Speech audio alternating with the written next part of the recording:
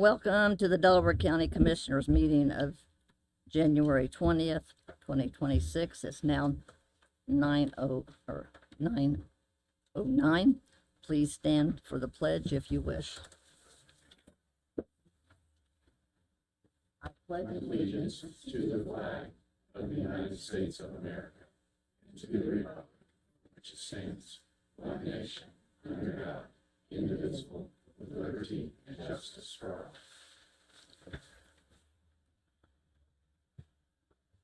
Roll call, please. Commissioner Henry. Here. Commissioner Brand. Here. Commissioner Reagan. Present. Mr. Burke. Here. Mr. Turnbull.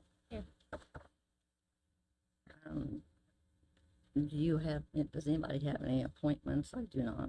I'll just provide a quick update. So we did get a resume, a letter of interest for the Board of Health. It is a Democrat. That's been sent over to the Health Department. I haven't heard anything back. So that's one. Also, the interim chief health officer that we appointed earlier in the year, that they should be recruiting for that at this time. That was the agreement that was made earlier in the year. As far as the Civic Center Authority Board, we've been talking all of 2025 that we had an opening on that board for a Republican with legal background. A Republican was appointed by the mayor, so we are now looking for a Democrat with a legal background to go on the Civic Center Authority Board. Thank you. Yeah. Fair Board, I still have 2 openings there. I am interviewing some people this week, matter of fact. Did they elect a president? Mr. White has agreed to proceed. To continue as president? Continue as president. That's good news. That's, But we're still looking for volunteers, right? yeah, we're always looking for volunteers. Anybody wants to serve at the fair, it's a fun time to get your feet wet and get some work underneath you to move up the ladder. Under table business, which ones would you like to? Is the tower lease ready for discussion? No, it's not. It's not. So I would recommend we leave 2025-37, 2025-32 on the table. A reminder that auction is the 22nd, so it's this week, and we'll find something out after that. 2025-40. Mr. Carroll, you want us to bring that off the table? Yeah. Make a motion to bring ordinance 2025-40 off the table. Second. Roll call, please.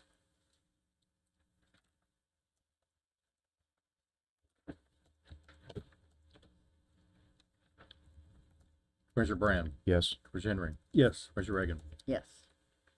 Thank you. So, who wants to speak on behalf of this? I can speak in reference to that. So essentially, this is just updating our existing capital asset and inventory policy.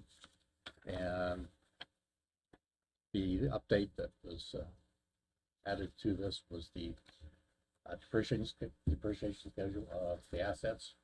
I believe that was the only questions that the commissioners had at the last meeting when they tabled it. So it's just submitted that a couple weeks ago. Should have that as part of the ordinance department. So I shared this with the sheriff, as they have a significant number of assets out there, and there were some questions/comments, specifically if the sheriff's department purchases something out of commissary fund and an asset is sold that was purchased out of commissary, those funds would not go back in the general fund. They would go back into whatever fund they were purchased from. Is that, I'm just using the sheriff's department as an example. Right. So if a vehicle's or an asset's purchased out of some fund from a department, would the monies go back into that fund, or do they go into the general fund? We amended it so it goes into the appropriate fund. Okay. I was thinking of the highway department because it purchases a lot of equipment using MVH funds, and you can't really put the MVH funds into the general fund. So we changed the language so that the auditor shall deposit into the general fund or the appropriate fund from which the capital asset was placed the sale proceeds received for the disposal of each asset in the previous 12 months. So what it says is going into the fund where the money came out of, basically. Okay. Also, I believe it's page 4, the first paragraph, line 7, talks about personal use of vehicles. And we do have departments that have authorized personal use of vehicles. People drive them home, all kinds of departments, highway department, engineering, sheriff's department, et cetera. So should we change those words to be focused on personal use to rather say something to the effect of, and that there is no unauthorized use? We believe that we updated that particular one. With as that language? Pursuant to the policy, right. Okay. I think that language is, I'll have to look for it, but I'm pretty sure we updated that. Okay. And then the maintenance records that are required in this thing, I just want to make sure all the departments understand, anything that's done, oil changes, tires, it looks to me like you're asking for all that detailed information to be captured. Is that correct? Well, it's current, yes. I mean, during audits, we would request this type of things. If state request requires that, we would ask for that information anyway. And those things are typically already filed in as claims. So we would access our financial system, pull that information anyway. So this is not anything different than what they're currently doing. And the elected officials and department heads already have a form that has a way to document this, correct? I don't know what each department really has. I know as far as paying for it, they file a claim to pay for it. I understand that, but if we're gonna, we need to make sure they have available to them a way to document these assets and track them, is my point. You guys have that now? I know we've got a spreadsheet that we keep track of all the assets. We work with, especially the highway department, but also the sheriff with all the vehicles. It didn't go in the detail of all the operating expenses, but it does track all of the assets. So when the department purchases an asset, they notify our office, and it goes on that list. Right. That's part of the gap reporting requirements are. So that spreadsheet is maintained and updated every year. But part of what we're trying to do now is move that into the financial system, so when the claims are submitted, it automatically goes on the report, so they don't have to use that spreadsheet. So who's gonna track the fixed assets then? You still are doing that? Correct. Okay, Well, each department's responsible for tracking it. We can only report what they give us, so. right, I understand. But yes, we will be managing all of the assets. Okay. Tanya Dunsmore, Chief Deputy Auditor. I think you're referring to the spreadsheet more or less that is provided by Peterson Consultants, who we Yes. currently go through for our capital assets. So I think that's what he's referring to as far as something to keep track on, that everybody can kind of use the same thing. But what we are doing is we are building it into our financial system. So I think we will eventually, even if we use something similar, it's not going to be that. Does that make sense? Yeah, Okay. it does. It just, as long as there's a way for them to enter this information in the system is my point. And as far as tracking the details, as far as like repair and maintenance, that's something that's reported annually on the annual financial report by our office. And so all that's tracked through, like he said, through our expenditures, et cetera. But you have to get that from the departments. Not necessarily on the expenditure amounts. I mean, yes, it Maintenance. comes from them doing their claims. And then through that, we're able to run the reports in order to get the numbers in order to file it on the AFR. So as a claim comes through, I'll make it up from the highway department, for example, and they go to Greens Fork and they do some sort of maintenance. The auditor's office is extrapolating that off of the claims and putting it in the asset inventory tracking. Yes, and with our new chart of accounts numbering system that we all went through, everyone uses the same line now, the same line number. So that line number, whatever it is, whether it's, it's a 300, anyways, whatever that is, the repair and maintenance there's repair, maintenance, supply, and then there's repair and maintenance services. So, I mean, it kind of depends on what they put it under, but each line has its own number. And with that number, then our girls that do the AFR can pull that information easier. So I'm just asking, I was under the impression that you would report anything $10,000 or more. That's correct.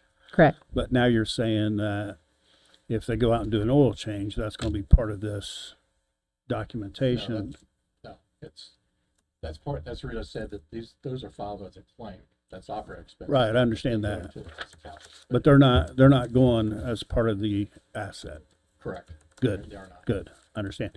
But if you had work done on this particular piece of equipment that was $10,000 or more, it would be part of We this. would put it on the report. However, our CBA would review it and determine whether it would be capitalized or not. Right, okay, Because the rules for government depreciation is different than the public sector. yeah, To give you an example, on a roof, the public sector versus private sector, and private sector, if the roof was put on and only half was on, you typically depreciate each half and then when you install it.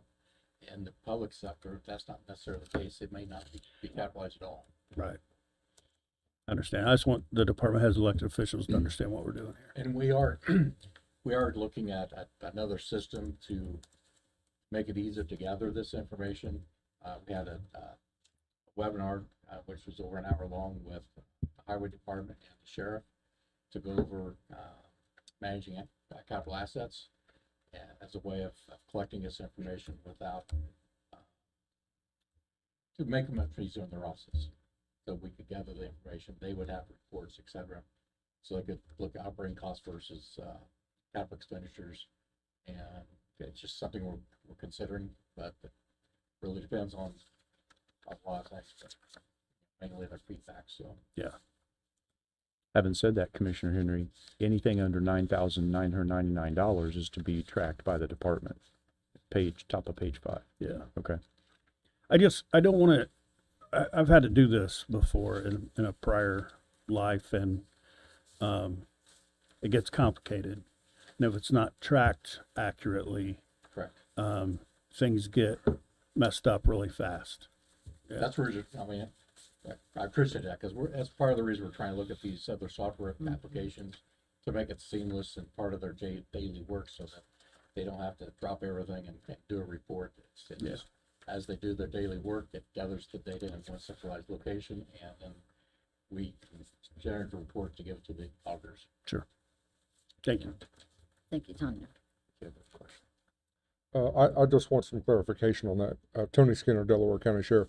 When I read that, it said maintenance. So, I mean, we turn in claims, but when we turn in the claims, it might be for oil change, tires, windshield wipers, motor rebuild, anything like that. We don't track it on the claims what vehicle that was. So that webinar was pretty clear about you got to track every single vehicle and all the maintenance. And that's kind of how I read that. So I just want to know if we need to do something different for now. No, Okay. we wouldn't be tracking maintenance by vehicle as part of this ordinance at all. Okay. It Thank gets you. complicated for you and like the highway and EMS because you have so many vehicles. You start running into problems where the VIN numbers start getting messed up or VIN numbers don't get documented and causes a lot of problems. All right. Thank you.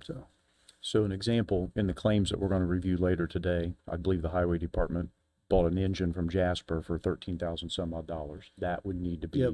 That'd be on the list. added Yep. to the inventory, right? Correct. Okay. Attached or a to re-chassis attached to that vehicle. that attached it's to that going in. VIN number. Yes. So I like the depreciation schedule. I think that's a big improvement over what we looked at before. So we removed this. to I noticed that, discuss. at least with regard to this, the sheriff has some comments concerning additional depreciation for patrol vehicles from 4 to 10 years. I notice in this version that's in your packet, that's not in there. We did add that to the ordinance at the sheriff's request. And I understand the sheriff's argument is that they use patrol vehicles a lot more and a lot harder than other vehicles. And so they wanted a shorter depreciation schedule, which is allowed under 179 of the IRS code, if you can justify it. So So you have a document prepared already with that on it? Yes. Is what you're I'm saying? going to send it to Jenna. Okay. So I'd make a motion to adopt, ordinance 2025-040 with, Sheriff. the sheriff's department's recommendation. I'll second. Roll call, please. Commissioner Brand, Yes. Commissioner Henry, Yes. Commissioner Reagan. Yes. Thank you. Jen, I will send that to you for their signature, okay?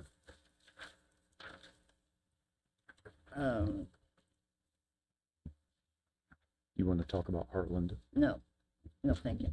I do ask Ed about the, commissioner's deed sale, I think. Is that ready to be discussed? And Yes. Make a motion to remove Commissioner's deed sale addendum off the table. Second. all in favor? Roll call. To remove. Commissioner Brand, Yes. Commissioner Henry, Yes. Commissioner Reagan. Yes. We have Jason from SRI here to answer any questions you may have. Thank you. So what we discussed after the last meeting was under section 3 fees and expenses. And it says the county agrees to pay SRI $100 plus postage per parcel for work which is completed to acquire the deed. And then in the next paragraph, it said the county shall pay in addition to the fees, et cetera, et cetera. Can you explain? So I was also told that the person that is delinquent, it's going to be added to their bill. So is the county paying this, or is the delinquent taxpayer paying this? It's technically going to come from the delinquent taxpayer. It's assuming that they would redeem the property. If they don't, then it would be the buyer at the deed sale that would pay that fee. Okay. So the county pays it for a short period of time and gets reimbursed? Right, exactly. What's that length of time? It just depends on when they actually come in and pay that. So if it got redeemed sometime in the 120-day redemption period, then at that point in time, the county would be reimbursed for it.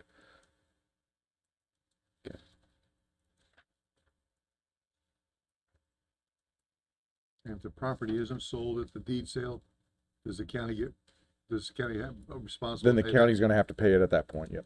I thought he told us we wouldn't. That's what Chad said last. Yeah. So if it doesn't sell, the county pays for it, The $100, yes. the $100. Yes. Because we was told last meeting that if it didn't sell, we didn't get charged. I was under the impression that the $100 was removed from that updated contract anyway. Is that not correct, Ed? That's correct. Do you have a copy of it? Yep, that's the one we sent out there. I say we just took that out altogether for you guys. So the only charge you should be incurring at this point would be 15% of anything that you make on what sells. Yeah. Yeah. This Okay. is ready to go then. Yeah. If that language has been removed, then I'm okay. Is that a motion? I'll make a motion to approve the Commissioner's deed sale addendum with that language for fees in section 3 removed. Second. Roll call, please. Commissioner Brand, Yes. Commissioner Henry, Yes. Commissioner Reagan. Yes. Thank you. Thank you. Thank Appreciate you. you being here. And I don't believe we've seen the minutes. You No, I haven't seen the minutes. Those will Okay. remain on the table. is, I make a motion to remove the Microsoft renewal from the table. Second. roll call, please.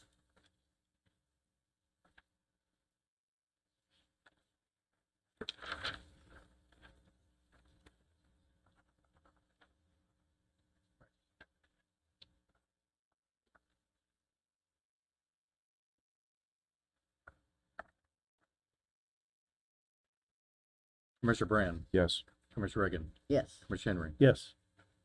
Ryan, could you come up? You just provide us an update. I see you sent Tony some questions. This is something that even going back to early 2025, Jim was trying to get this updated and Ryan's been following up. Can you provide us an update? Yeah, so most of the information that I got back from them involved the Exchange SE. which we are licensed for as part of this agreement. But the bulk of the cost of this agreement is for the Microsoft data center to run our servers. Okay, so what's your recommendation here? We need to approve it. Yeah. And it's 13,000, is for 3 years, right? It is 3 years, yeah. It's a 3-year, find the number.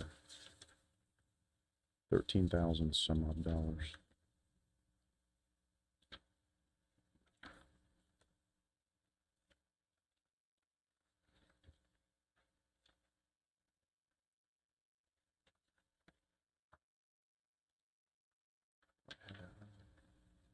And this is through the reseller Dell, right? So we're updating our Microsoft through Dell, who is a reseller, Correct.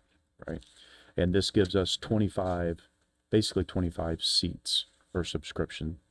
Yeah, so that's part of the agreement that has to be there. We don't currently utilize those. Those are for Microsoft G3 365, and also for the Exchange SE licenses, but we have different user agreement that covers our current Exchange server licenses. So that's just part of, it has to all be together in order for them to do the agreement. And this will come out of the IT budget Correct. that was submitted. I think there's a line in either 120 or 146 for this. I don't have any questions or comments. I have a question on the sub 250 program on the back. It says it expires on the 31st of 2025. Yeah, that was the whole agreement expired, but we had a 90-day grace period. They have 90-day grace. Yes, and that sub 250 is because we don't have 250 license count, but they gave us a waiver essentially to still get the better pricing. So it's okay to approve as is, John? That's perfect. Sir? Yes. You have a motion I to, make a motion to approve the Microsoft agreement. have a second? I'd like to see the total. I thought I read that somewhere Yeah, it's in this paperwork, but It's buried I don't see it now. it's like $13,625 Yeah, or something. Yeah, something For 3 like that. I can years. pull it up here. a small print somewhere. Do you have it available, Ryan? I should have the email with it, yeah. Maybe that's what I read was the email.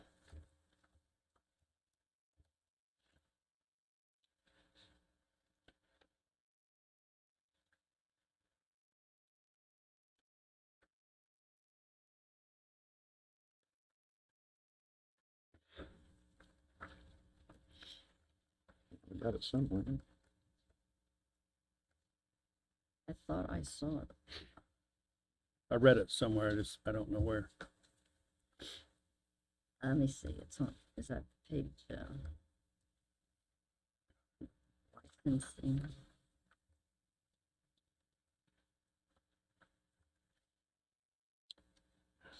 So we're re-enrolling under level D, pricing levels. If you look at the schedule.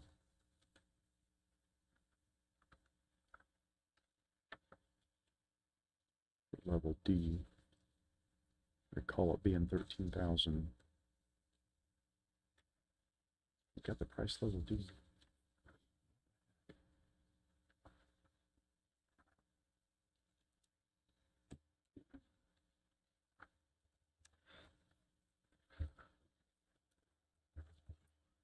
Well, let's move on to something and we can come back to this. Yeah, I'll have to go get the paperwork downstairs. I'm not finding it in my I phone. thought I saw it. I'll withdraw my motion and motion to table the Microsoft renewal.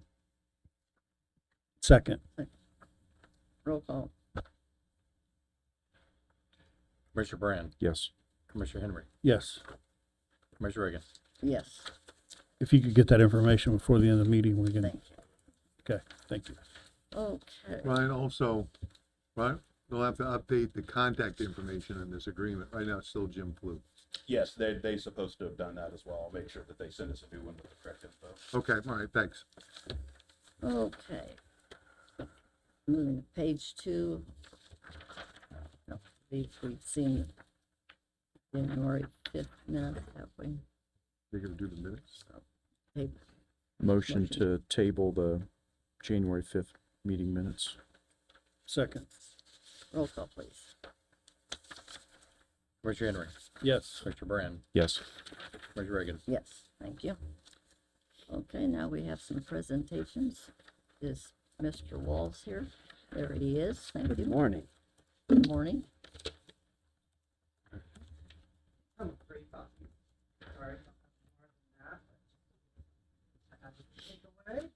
Thank you. I'll give this to you when we're done. Well, good morning. Jared Walls, President of the Board for Destination Muncie, or the Delaware County Travel and Tourism Commission. Brought a couple people with me today. Ashley Wright, Vice President of the Board, and then our current leader of the organization representing Intersection as our fractional Chief Marketing Officer, Scott Smallstake. Morning. Welcome. Yeah, so basically threw together a little presentation, but 2025, very robust. You know, if we look at the years past, we had some work to do to get on the right track. So we 4 execs in 3 years, money going a little bit of everywhere with not much of a focus. We come forward to today, training systems and partnership with HCC is in place along with Muncie Sports Commission. Quarterly partner meetings, leadership involving 30 tourism organizations and 60 people. So we do those quarterly. We float around the county. I think Miss Riggins committed to the fair doing one here soon. So we'll get everyone out there to see the fairgrounds and to help bolster our assets. We have the fractional chief marketing officer system saving us lots of money. As Commissioner Brand talked about during the finance benefits, everything, they add up quick. So being able to hire somebody to do it has helped a lot. And then we also have money reinvested in the community. This past year, I think grants totaled a little over 100,000 that we were able to put back into the local community. And then as we look at tomorrow or plan ahead, we actually just finished a strategic plan with Fallon and Associates, reflecting 44 goals and then more than 400 tactics. So this was a unique process. It's actually looking out 20 years and then working backwards. And how do we get there for Muncie, Delaware County for travel and tourism? If I keep going, we had record innkeeper's tax, so 8% higher than any year, 20% growth over just last year alone. So main thing to contribute to that is one of the amazing marketing efforts that Intersection is doing for us, working with our team at Destination Muncie. Jeff and Lena do an amazing job with that. This past year, for the first time ever, we diversified our revenue by selling $50,000 in ad sales to the experience guide that goes out. This year, 100? Projected 100,000 goal, I think. This year, let's say 80. Okay, we're going with 80 for this year. And then social media and marketing has been the main focus. So we actually started with a little hiccup of 0 followers on our platforms due to losing those, and to grow to 10,000 in 1 year. So definitely getting the word out there for Muncie, Delaware County. If I keep going, to throw a few numbers at you, website last month versus 1 year ago is up 32,675 sessions, or up 85% from the past. The newsletter the last 12 months, the click rate is up 369%. So people are actually opening the email, seeing that e-blast that we put out there of all the events going on in Muncie, Delaware County. And then Facebook versus 1 year ago, organic impressions are up 294%. Organic post reach is up 352%. And post engagement is up 647%. Got to tell the amazing numbers while you can, because it's great when you start from 0. 2 of our main focuses this year that you'll see that we really partnered with was the Blueways and Greenways map, working with the, you're gonna have to help me, Greenways, is it the Greenway Alliance? Yeah, it's a soil and conservation. Yes, Delaware County Soil and Conservation. So as you drive down White River, you'll see the banners encouraging participation on the river along with the Destination Muncie logo. Another thing that we have done is started working with some of our major events coming to town, such as Ironman, different things of that nature, and trying to create some curated experiences. So people have downtime, or, you know, families come with the athletes, right? Let's shove them into our local shops, local restaurants, keep them from exploring out of Delaware County and keep them here. So some of the software we've even working with is something called Bandwingo. We can do passports. So one thing we did with the Grows conference for the women's conference, they had about 4 hours of downtime between their sessions ending and their evening activity. So they actually did a scavenger hunt across downtown Muncie and Delaware County. That was part of the event, and that was free for us to do to them with the software that we already have. So that was pretty awesome. And then the other one is the Garfield Trail. So we completely revamped that this year, 100%. There's a passport now digitally that you can do through the Bandwingo software, as well as pick up the brochure down at the Visitors Bureau, or Destination Muncie, sorry. And it has all of the statues, the map's been redone, the map's laid out to where it actually flows from statue to statue across Delaware County, and you're not jumping back and forth. We've had great participation with that. And then the last thing that we really did this year are two things really that we've continued. One is CrowdRiff. So post pictures, tag Destination Muncie with our CrowdRiff software. When you do that, we can grab it and we can use it for our marketing efforts. We also say go onto the website and upload any images that you would love to. We'd love to have them in social media and push them out there. And then last but not least is our Simple View platform. So it is an RFP platform that we can use to bid on countywide events. So let's say something's happening out at the Yorktown Sports Park and they need hotel room nights. Destination Muncie can push out to all the hotels an RFP asking for information back on what you would give that organizer and event planner. Same with the convention center, fairgrounds, anybody hosting an event in Delaware County, we can gather information, bids, curated menus, and get that back to the planner, essentially. And yeah, I think that's about it. I flew, sorry, nervous. Yeah, Don't like public speaking. it's, tourism is growing, and we are proud to say that we are a host of Garfield downstairs, and we got him moved. So when people come in on the weekend, they can take a picture also. Oh, wonderful. That's awesome. And I entertain any questions. But thanks for So coming. Destination Muncie's funded through the innkeeper's tax. Correct. Yeah. Can you give us an approximate what your fund balances are right now? So yeah, I mean, as far as the innkeeper's tax goes, so it's 5% here in Delaware County. We have got sitting in our checking probably right about 50,000. Our reserve account through the Hoosier Fund is sitting at 1.7 million, and that's on the commission side. Destination Muncie or Visit Muncie Inc. probably about 350,000 sitting in checking. And one of those is the 1.7 million. That's a 501c3. No, so that stays under the commission, so the Delaware County Travel and Tourism Commission. So that is all the innkeeper's tax money. It stays there. Sits So there. Do you have it invested? we do through It's the drawing Hoosier interest? Fund. Yes. Oh, through the Hoosier Fund, the It's through state. the Hoosier Fund. Yeah. Okay. So we've been seeing an average of, I would say, 5,000 to 7,000 monthly on interest on that.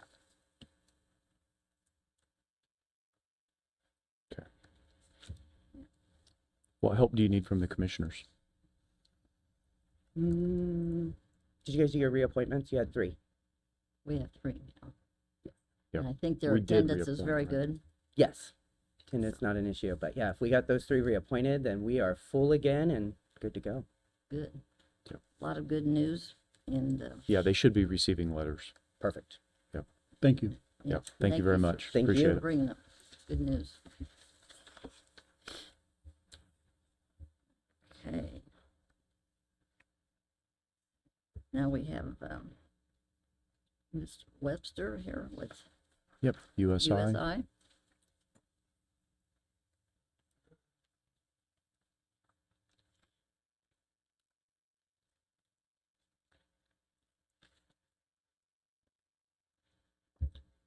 Hello, Mark Gary, Brent Webster, USI Insurance. Thank you for the opportunity to speak, for the long-standing partnership with you guys.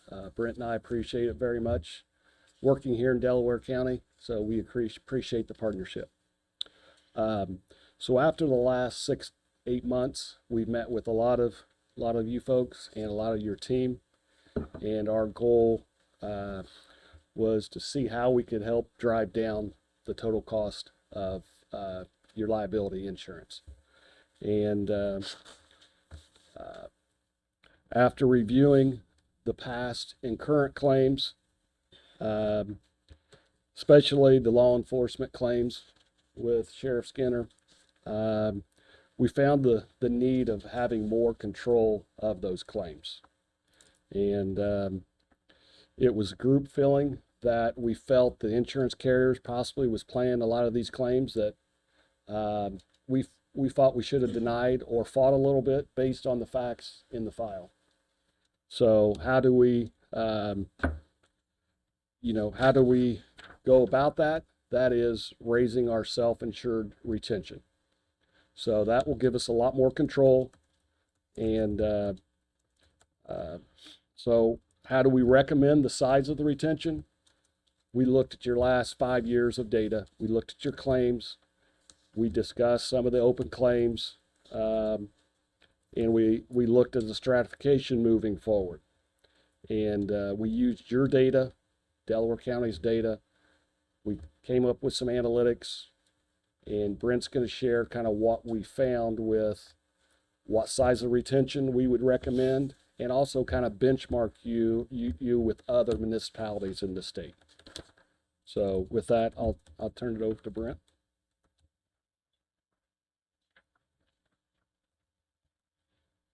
Yeah, they always leave me to go over the ugly stuff, the numbers. I don't know why, because I was bad at math. But my associate, my partner, Mark, is handing out some of that data that he was referring to. And I wanted to touch on the issue of retention, okay? So the retention or the deductible is what the county would retain per claim, okay? So we looked at 5 public entities in the county. I'm sorry, in the state. There's only 1 in the county. 5 in the state, comparable, right? And on the property, we're taking a $50,000 deductible, which is pretty standard for everybody when you consider total values at risk and what the risk is here, and property claims tend not to be problematical. 50,000 is in the range. When we get into the liability, for years, the county, and you have to think about, when I say the county has been fortunate to have low retentions for liability, that's relative to claims activity. And should we have taken more risk, okay? So when you think of premises liability, trips and falls, things like that, not a big deal. We don't have a lot of that. When you get into the professional side, and I'm going to group into that, law enforcement, which, is going to be the biggest exposure, and public officials for what you're doing right here. So let's call that professional. The average in the county is a $200,000 retention per claim, okay? We have 25, not including law. I'll take the law out of that. General liability, public officials for the county commissioners and elected officials. On the law enforcement side, we currently have a $50,000 retention out of pocket per claim. The average in the state is between $400,000 and $500,000. So what does that mean? Well, it means your premium is higher, as it should be, than your peer group, okay? Because they're taking more retention. So then you have to balance projected claims. And that's the tough part, because that's the analytic part. It's the history. What is our historic number of claims? What's our average claim? What's our worst claim? All that. So that's what the analysts put into the process. And then I'll leave the last. You were talking about auto. And the thing you mentioned was, well, we've got take-home vehicles, right? Well, insurance follows the vehicle. So when the car goes home, and I'm just going to throw this out for your consideration, I would put something in there that only the employee can drive it, not the 17-year-old that just got their license. Okay? Because right now we're going to pay $25,000 on a liability claim. Your peer group in Indiana, those 5, have a $250,000 retention. Okay, so you've had great low retentions, probably hard to get, again, and I would say somewhat grandfathered in with travelers. So all you do is put in that 25 or 50,000, and then they take over from there. Claims management and legal fees, cost to defend. So when we looked at that, and there are some numbers there that we kind of took the major components, and we pay about 12.5 cents per hundred for property. The average of the 5 we looked at was 13 cents, so deductible and rate kind of in line. When we get into liability, the GL, the premises liability, and the professional liability, a lot of the carriers blend everything together. They don't separate law from everything else. Some do. But if you equate that to the number of employees, where the average number of employee of your peer group is 907 employees, and I think we're somewhere around 642, something like that. Your peer group is paying like $400 per employee for the liability, excluding auto, because they're taking the higher retention. You're paying $600 if you do the math, because you're taking the little deductible. Okay, so this is all a matter of risk transfer. You pay the one that's taking the risk, which could be the county or could be the carrier. Okay, so then we go back to the auto, and you've got 281 autos, something like that. The peer group average is 325. So for every vehicle, you're paying $1,202 per unit, regardless what the unit is. That's the average. Peer group is $1,086. But again, they're taking a $250,000 liability deductible or retention, self-insured retention. You're taking 25. So that's the true, the real comparison. That's the thing you look at. So what does that really mean? From a number standpoint, and if you look at page 2 of that presentation, 2 options, 2 viable options. You can either keep the current retentions, but the March 1 renewal, we estimate the premium only, and I'm differentiating premium from out-of-pocket claims. So the premium only is going to be somewhere in the neighborhood of $1,551,000. Okay? If that's where it comes in, and that would be the worst case scenario, and I think it will come in lower because underwriters always project high. That would, right now, that would be about a 20% increase, okay, over the current premium. Now, looking at the claims history, so you got 1.5 sitting out there, guaranteed. You got to pay 1.5 if nothing else happens. We would project 310,000 of claims would be paid or incurred. Let's say incurred, paid, but maybe not yet totally paid. They put reserves on these things, right? So we'd say about 310. So the total cost of risk under the current Travelers Program low retentions, we estimate $1.8 million, $1,861,349. So all you're doing is taking the guaranteed, basically the guaranteed cost part of the premium of that program of 1.5, adding in your 300,000 of estimated claim. They could be higher, they could be lower. We don't know.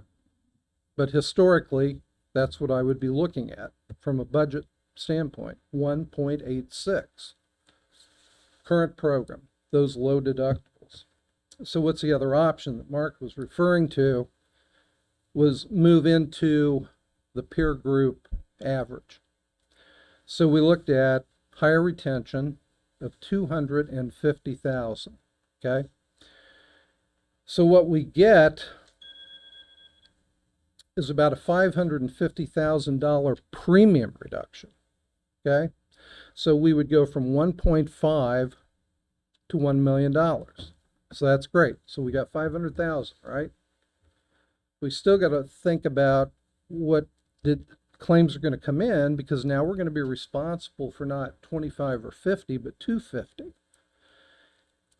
And when you take the higher retention, the estimated claims go up, because that number I gave you before at 310 was your out of pocket at those deductibles. So we would project at a $250,000 self-insured retention on all lines, keeping property at 50,000, an estimated 627,000 of out-of-pocket claims.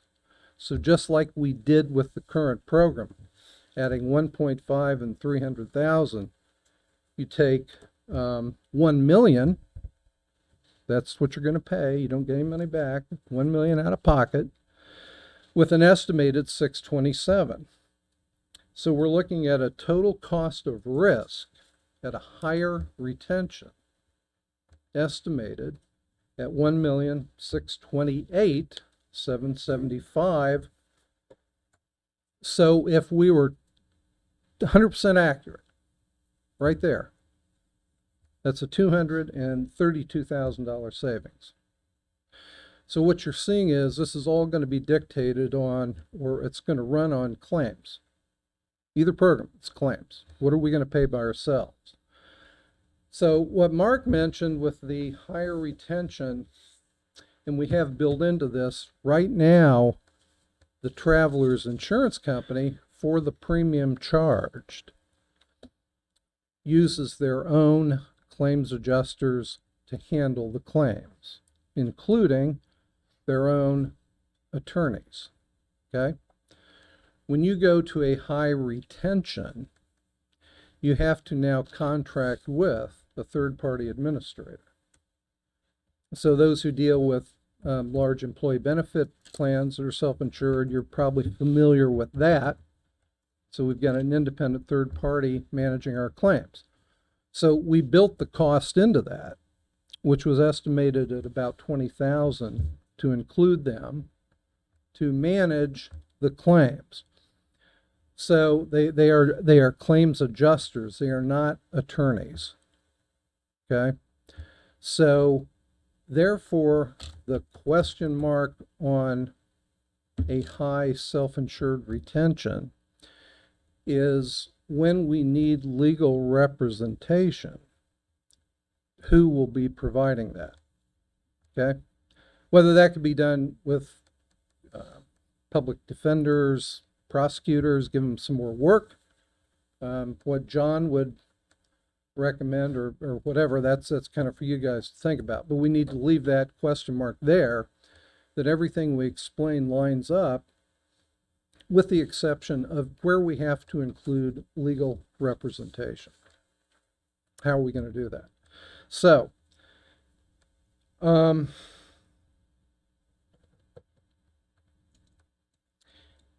when we just look at the numbers, black and white, and assuming, like I said earlier, we're spot on, 100% accurate. So it's like a 14% difference, okay? Now, when you're paying potentially up to $250,000 on a claim, and we have saved, just on the premium side, $500,000, it's not money that you just run out and buy something with, right? Because at some point, the money that's been saved is going to be tapped, because we're going to be paying more claims. We're going to be estimating, again, if we're accurate, probably $300,000 more out of pocket. but we're saving over 500. So here, the bottom line is, here are the two things I think you really have to think about, aside from that legal representation, is we need to reduce claims, although they're not bad. I mean, really, the county has pretty good claims activity. I think you're close to about a 45-50% loss ratio. So the carrier's making money, okay? Things we'll never be able to control. Law enforcement, from the claim standpoint, the things you think should go wrong or happen typically don't, but we have a jail. And counties that have jails have difficult issues in the insurance world because we have individuals with a lot of time on their hand, right? And they become somewhat astute in the legal process. And,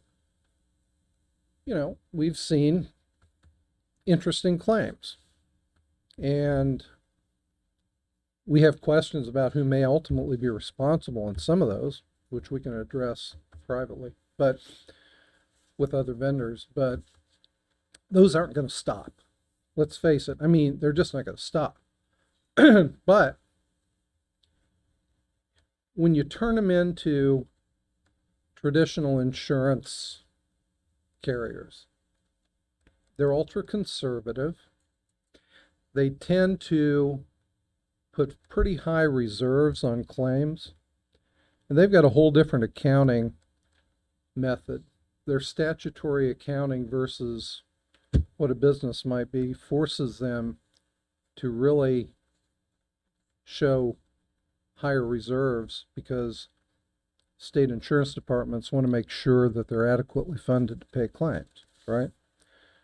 So we think, as Mark mentioned earlier, that we could develop a process that could reduce not the frequency per se, but the cost, potentially the severity, and the timing of the closing of some of these claims, where they're not always rolling over to the next year and the next year because they're caught up in a legal process.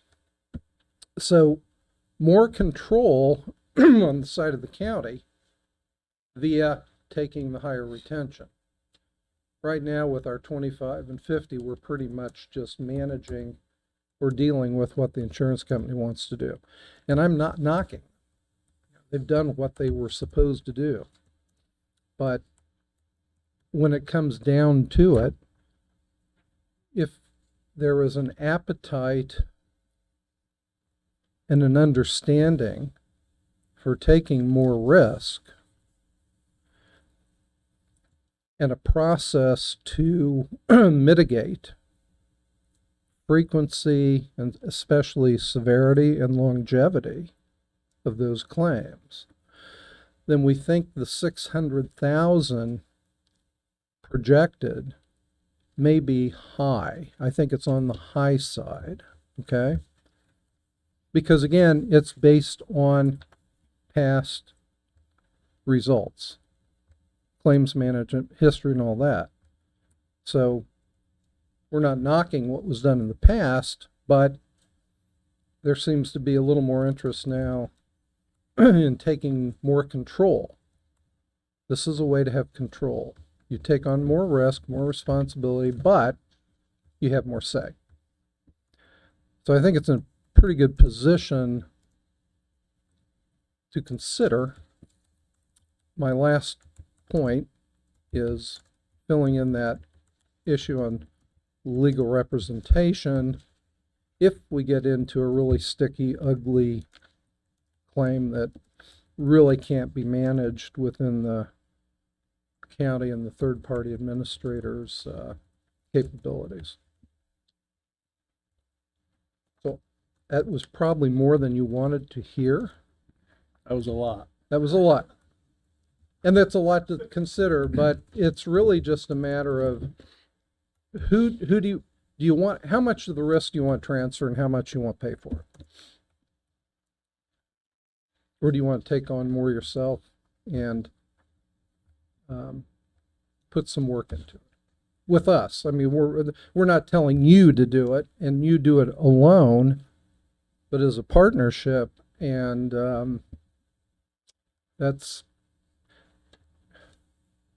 we're good with any decision as long as it's informed, right? Whether I agree with it or not, as long as it fits your process, right? Yeah. You have anything else? Sorry, took more time than you probably wanted me to. Well, I appreciate Commissioner Brand. He's been looking into these insurance policies, and he's the one that knows the numbers.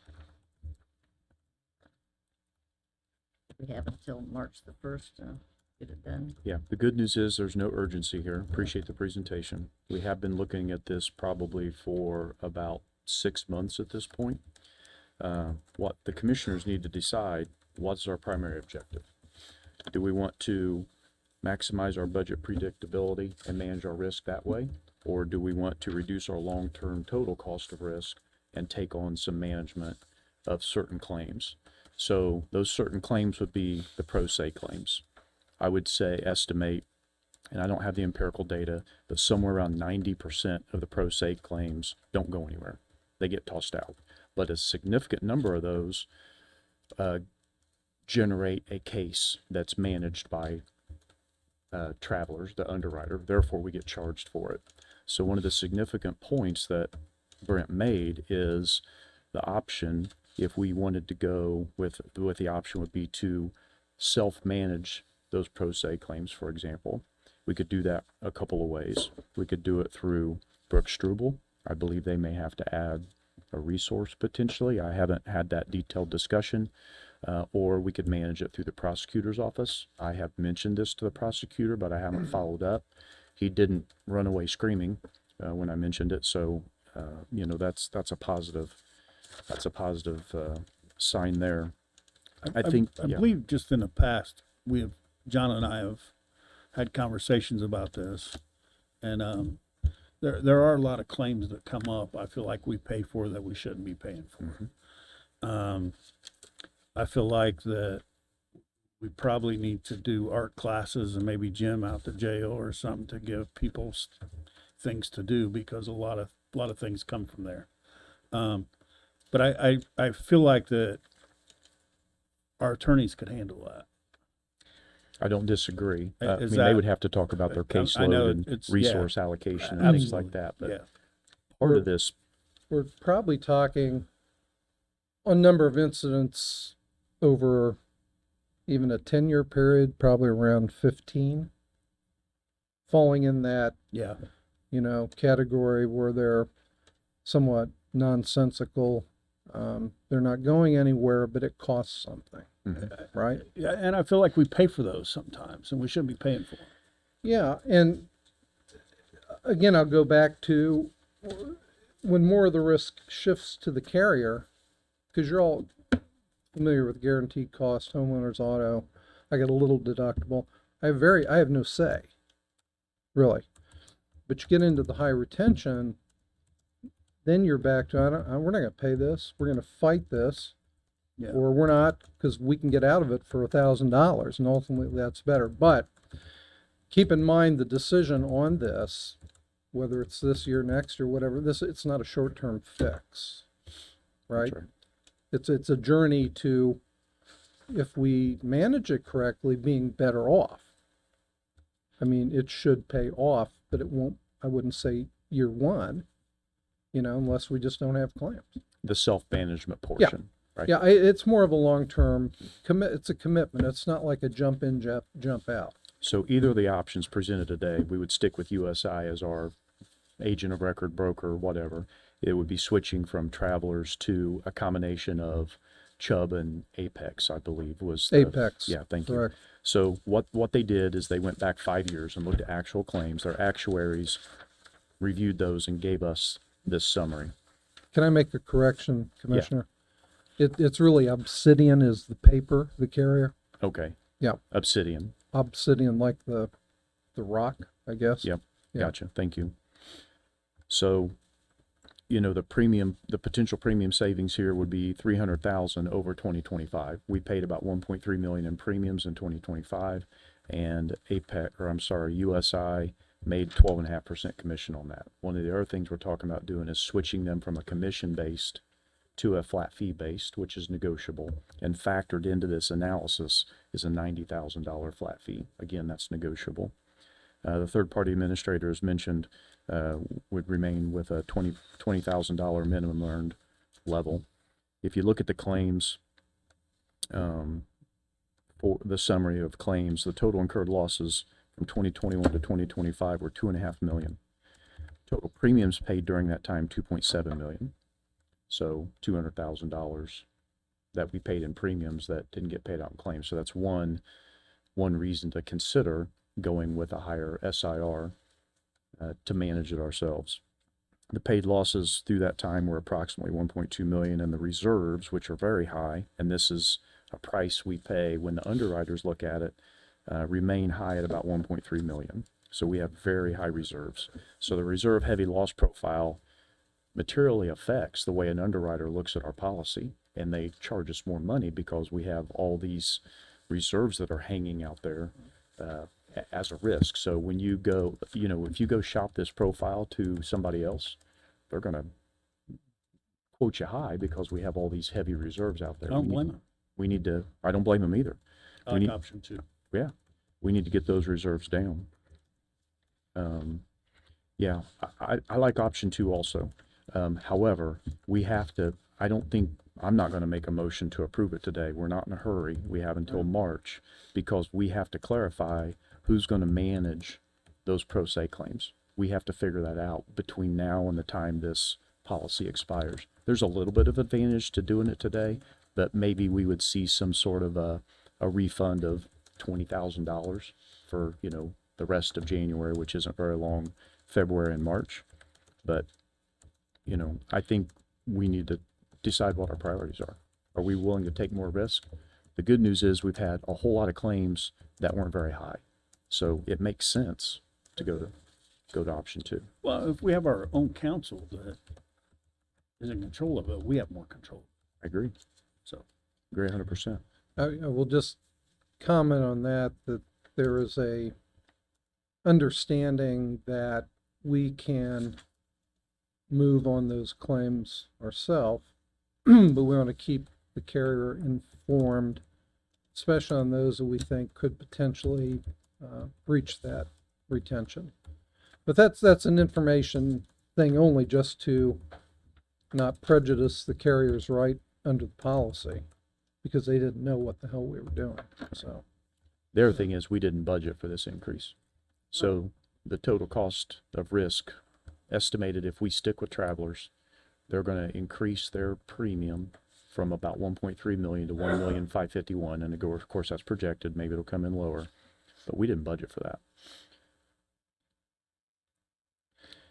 So if I recommend, I don't know if there are any questions, but my recommendation is going to be to take this into consideration. We need to meet with our attorneys and understand if they have the resources available to take this on. Can USI give us an approximate number of those cases that come up every year so they can consider the caseload? the pro se, Yeah. Yeah. Okay. I- What else would you need, Daniel and John, to be able to judge whether you have the resources or not? I've got a pretty good handle on the pro se cases because they all flow through my office. I get the Right. tort claims and I pass them on to USI. And I know what the pending cases are. Let us have a conversation in our office about that, okay? Okay. thank you. Thank you. I'll make just a couple comments. You mentioned, so March 1st is the effective date. So regarding the budget and the projected number, if we take off the table moving it before that, because we don't think the return's going to be significant enough to push too quick. If we go with the regular March 1 renewal, we're going to have an actual number, not a projection. I understand. So that'll be helpful. Anything canceled prior to March 1st, the carrier would have the option to not give you a pro rata return, but a short rate return in which they would hold back some money for incurred but not reported claims. So I personally think there's no real advantage to rushing into a February 1 versus getting all the final data prior to March 1. I agree.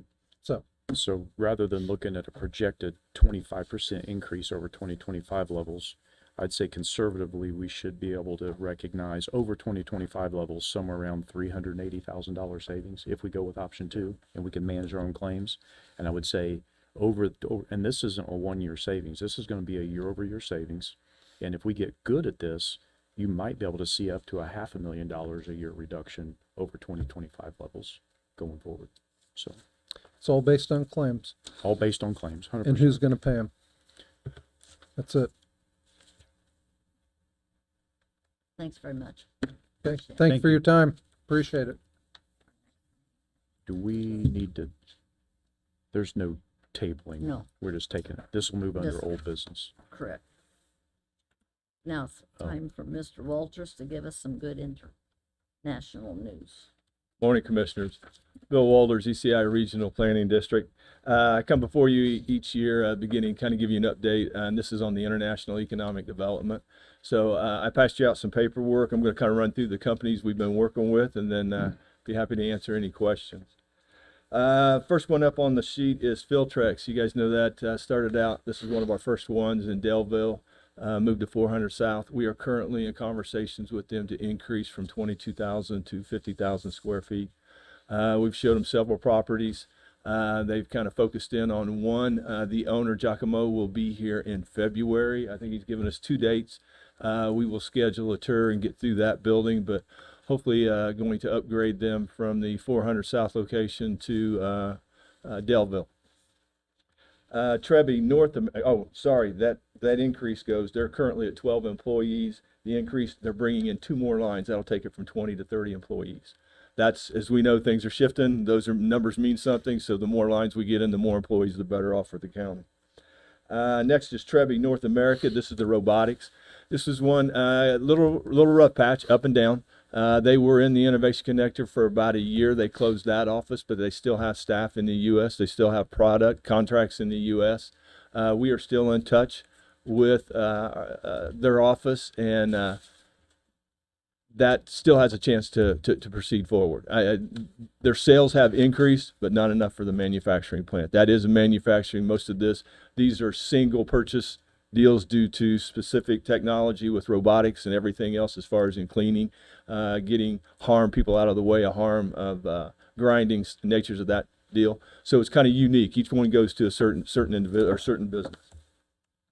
Vercelli, this is one of the new ones. We worked on it. They opened up an office in the Innovation Connector. We met with their project manager, with their sales manager. They are currently scouring their customers in the United States, still shipping out of Italy, but looking to build that network here in the United States and make sure that everybody knows that they're willing to participate here. They want to get here. That is moving along. They will be here in March of 2026.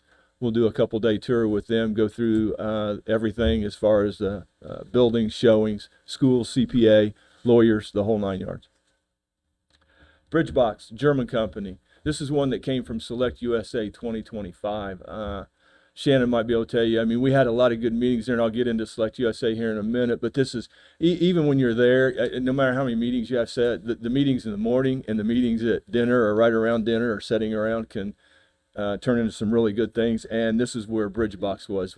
They were not on our radar in any way, shape, or form. This gentleman's got a unique technology that both Disneyland, Kings Island, places like this, parks where you have a lot of public going in and out, of controlling the bacteria, of controlling the diseases, and the cleanliness and antiseptic of going through these rides and multiple people going through it. He was here for 2 weeks back in October. Was at Disney in Florida and California both. We had him on a 4-day tour. It was a great tour. Went through all of the schools, to, like I said, the visa attorneys, bank accounts. We walked him through everything. This is one of those ones that is catch two, and I'll talk to later in this. We got caught on two ends of this, both with tariff and visas. This is not one of them that the national or the current administration has flagged, but what we have learned is the minute he put the hold on certain visas out of certain areas, this backed up everything at every embassy in Europe and everywhere else. Going forward, Vitechnic USA. Vitechnic has been another good one. They opened the doors, finished their testing in January of 25, opened the doors to production in February of 25. They started out with just 2 machines. We are now up to 4, 2 complete shifts running. They've got 15 current employees. The third shift starts at the end of this month. They'll be going up to 25 to 30 employees. We just set them up with a brand new bookkeeper. They have a new plant manager coming in. Fabrizio has been a great partner. He's kind of like Filtrek. Shannon can tell you he's been on many more of these. I'm not picking on him. He just knows. Just like Filtrex, Vitechnic's done the same thing. Once you do a good job for these guys, they turn you on to 2 or 3 others. We have 2 more contacts that we're meeting with. Hopefully here in March and April, we started conversations that will grow, whether it's a supplier or just a close friend of Mr. Fabrizio. Colorflex, that is the one that went here on 8th Street. That is the Element Company. We finished that up spring of this year. They got the building leased. Also, as part of this EDA of the agreement, when we brought them here, they were not only coming over from Italy, but they were closing down their Canadian facility, which that did take place. All of that was done. Containers loaded in, has been here, unloaded, and is now setting up. And as you see from him going in there, they have started in on their staff of bringing 10 people in there. The lease is only good through 27. This is kind of like Filtrex. Start out delivering your product, and then as your product gets up and increases, then the machines come in behind it to start producing certain lines inside the United States. Exactly what Colorflex will do, follow along the same path as Filtrex did in increasing their capacity. One on the table that we've had, and I put it on here because the good and the bad, you got to talk with all of it, and I'm not saying it's bad. Inox. This is one that got us caught. Beginning of the year, they finished out their EDA agreement. They finished the second floor. Things were moving, and then this administration on a national level put out tariffs across the board. As these commissioners know, their steel is very unique. Their steel only comes from 2 plants, one in Japan and one in Korea, I believe it is, that is the only stainless steel that they can use to manufacture the technology that they have for the vendors that they supply. That pretty much put a rip in that right there and pretty much shut it down. We have been in contact. It has been minimal and not as much as I'd like. We know that there's a partnership working out there. They do not want to get rid of this facility. We have had that Zoom call meeting. I spoke with the current president and the plant manager of that. There was a rumor. There is no rumor that the building is for sale. They are looking for partnership. The tariff put a pretty big burden on them, took their product out of line with what could be manufactured inside of the United States by other ones. So they are looking to partner and keep this going until they can obtain certification from a U.S. steel manufacturer. And 2 of those are in process as we speak.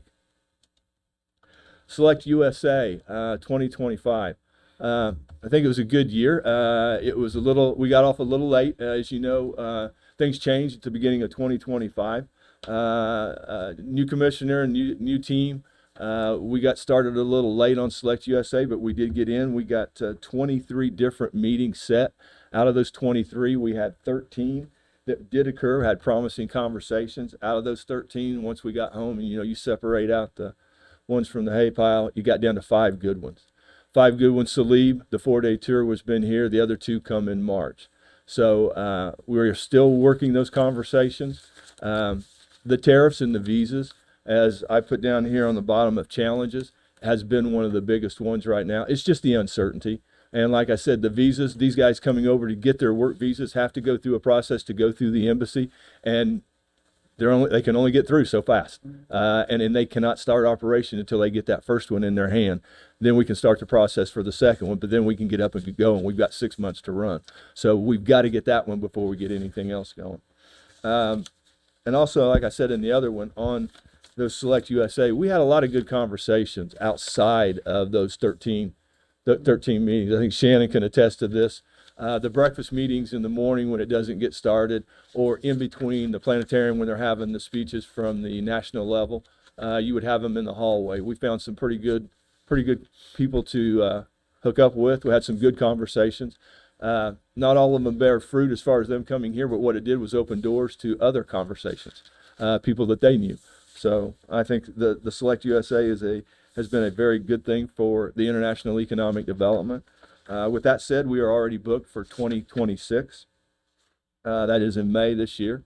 Talked to Shannon. We're already setting the table for that. As soon as the platform opens up, we'll get busy on that.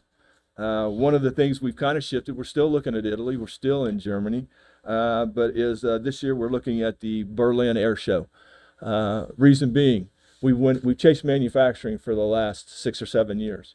Talking to the commissioners, Senator Banks, and what's happened with our national level has started chasing defense in the state of Indiana.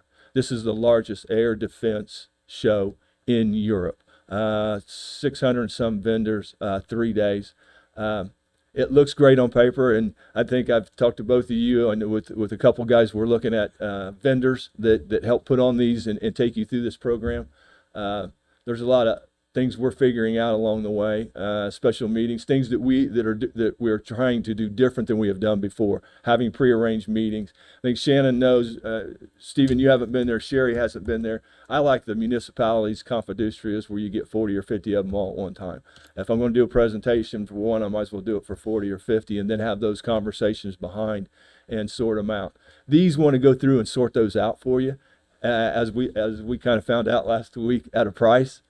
We can do that. I mean, we just need to get in front of them. So we're still putting together bits and pieces of that. I'll get with the commissioners more and more on that as far as we get it to help make a better decision, whether you want to go down that road or you want us to go down that road or stay on the same path we've been on. Some of the challenges for 2025, which really was 2026, but as I stated earlier, we had a new team. January to March, we were looking on closing out contracts, getting things done, getting a good handle on the economic development. Worked great with the attorney's office for almost 3 months, the redevelopment commission, putting all that stuff together. Another challenge this year is the Indiana tax code. As all of you know, SE1, what the effect is on edit, TIF, tax abatements, and then coming to what we are going to do as a economic development group, be it the chamber, be it the mayor, DCRC, us, how we go forward. Understand, those changes are just in Indiana. It's not in all the other states in the United States that are still doing business the same way they were doing it last year, or property taxes or whatever it is. So we've got to figure out what and how we want to march forward in this game. And those conversations have taken place. I've talked to both Stephen and Shannon. I met with some of the DCRC, the attorneys. The landscape's changing, and as you know, in the House right now, they're going over some of that legislation to even change even more so we can learn some new stuff by the end. The only other one, big one, is the tariffs and the visas. They do affect. I don't like to cry foul and say that we're not out. We're still hammering. We're still getting them there.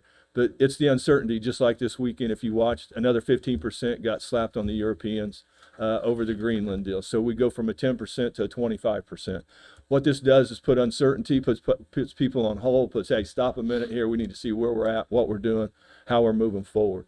That's been the biggest deal. Are they coming? I think there's more than what we've seen. The onshoring is going to go crazy. I truly believe that. And it's not just because of what this administration is doing. It's about the declining numbers in Europe right now across the board.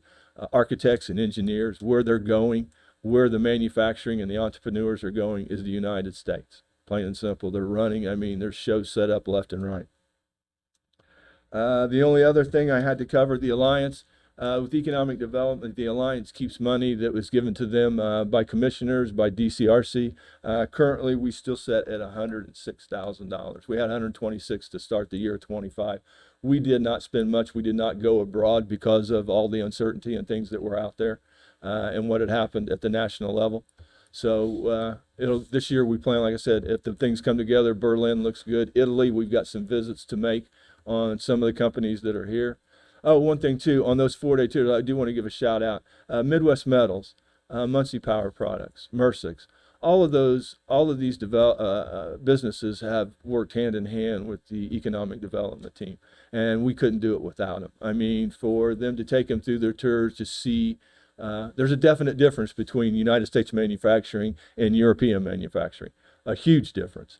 So to take them through different aspects of that, show them that, I think means a world of difference and kind of sets us apart, not to mention just the services that this group offers.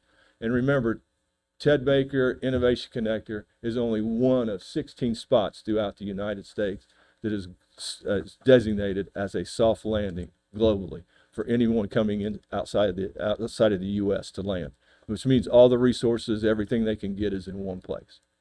So with that, I'll stop and open it up for questions to you all.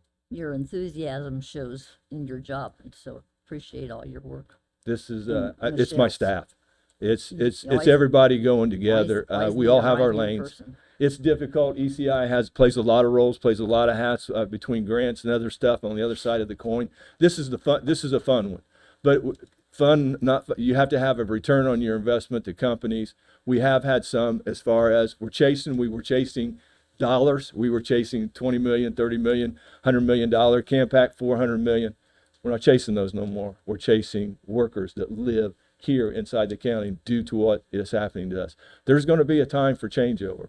But this administration, I think with DCRC and the council, we are all working together. Not to steal someone's comment, but we meet monthly, all the groups, the economic groups.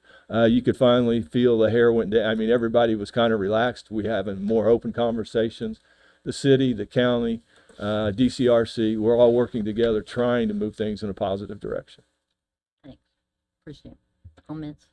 Thank you. Appreciate the report. Appreciate the update on the money too. Bill and Michelle do an outstanding job, and I know you have some of your office staff also there.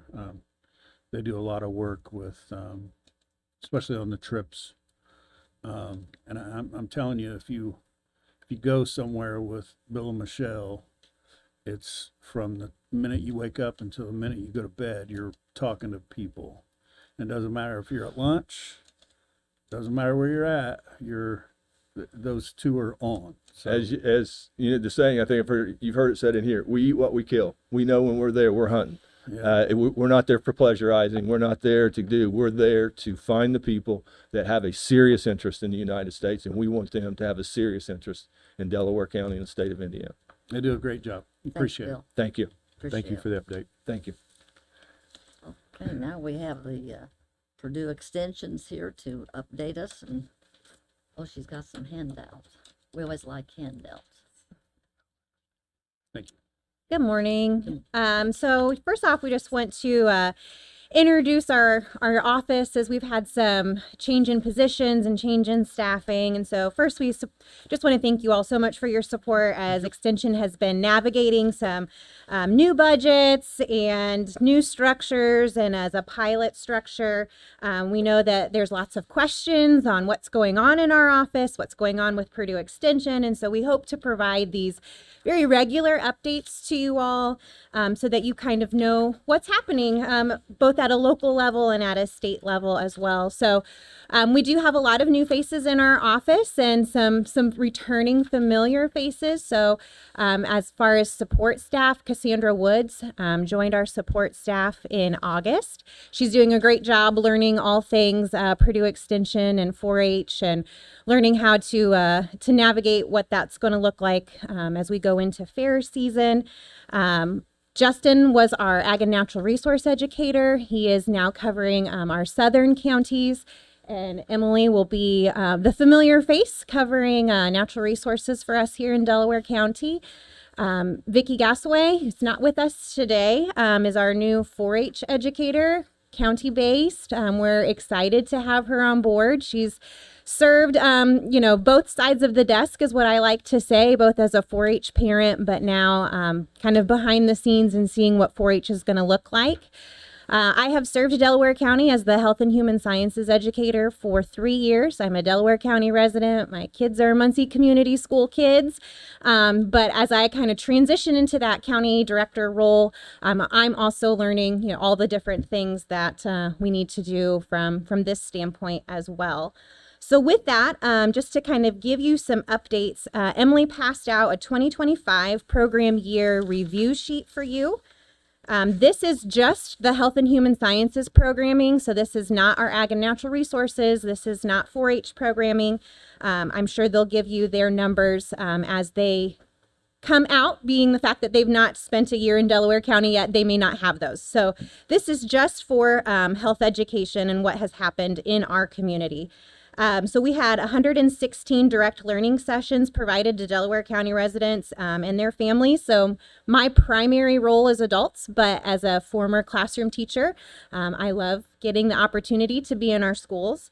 So we have food, family, money, and health as kind of our 4 primary buckets, really serving in that prevention era. So that looks like just over 2,000 touches, individual touches of contacts with our local community residents. So that's a little over 11,000 minutes of direct evidence-based education. I like to make sure that people understand this is not that somebody's pulling something off of TikTok or that they're pulling something off of Facebook and learning. This is science-based, research-based quality education that they're getting in those 4 primary buckets: food, family, money, and health.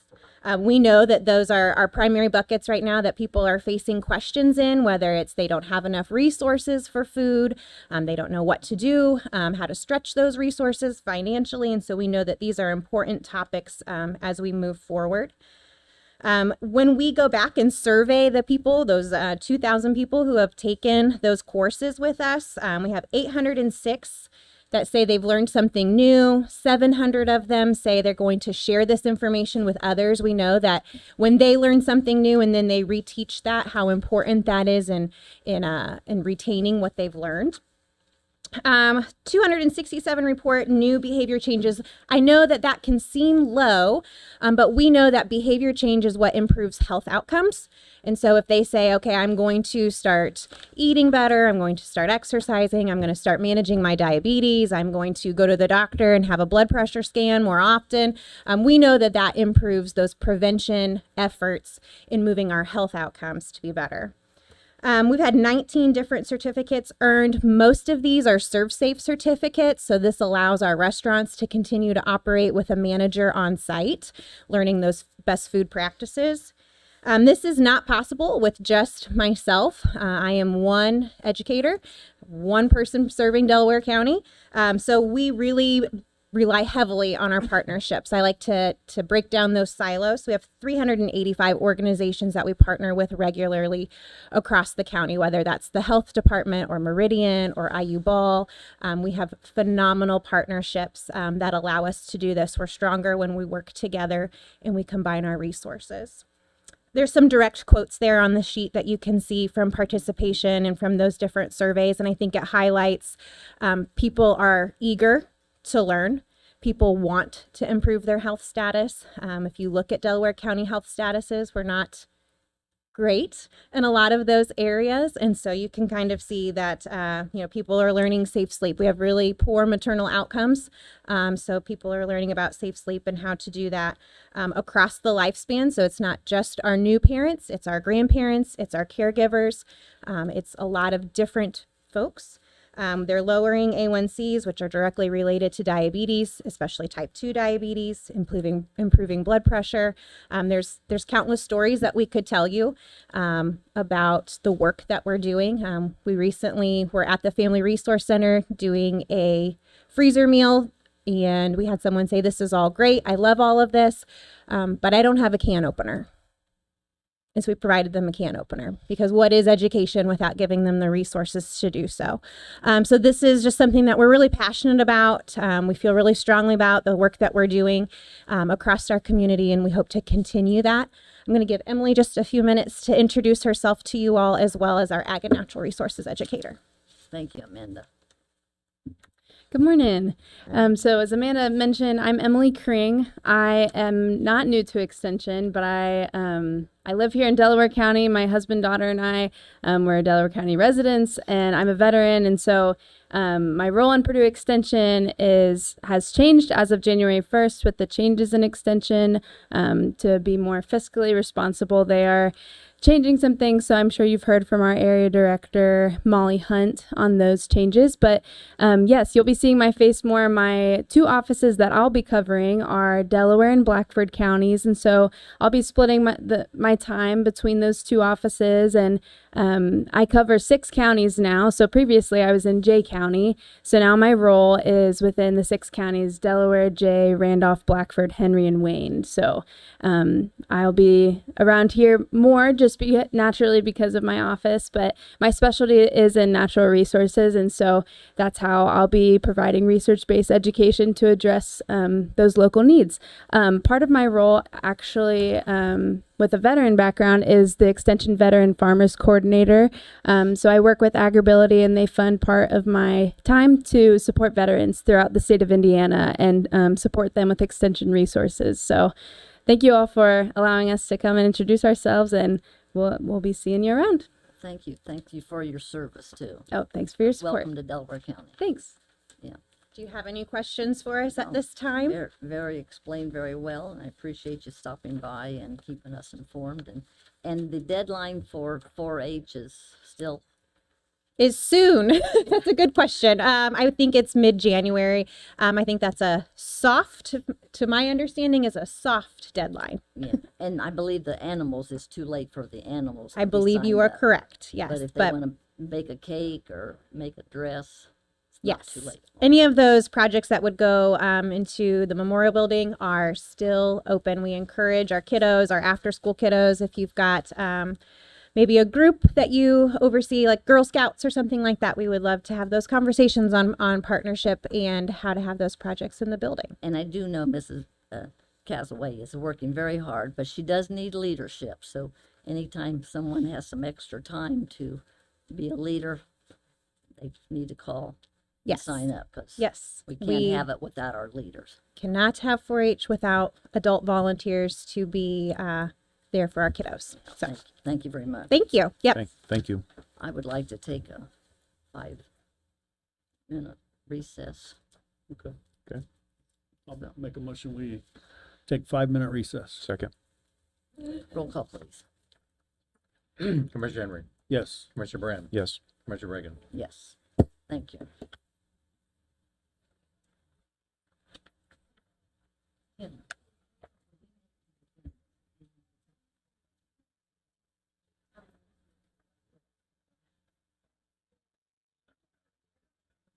President.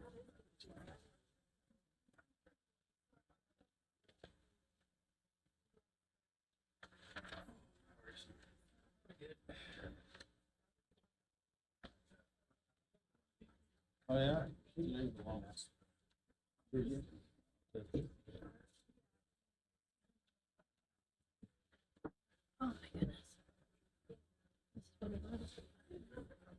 Mm-hmm.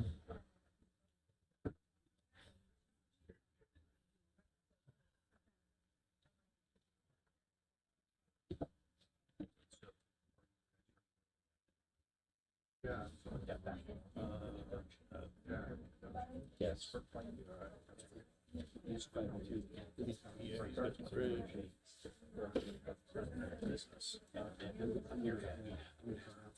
That's where you were supposed to have a break.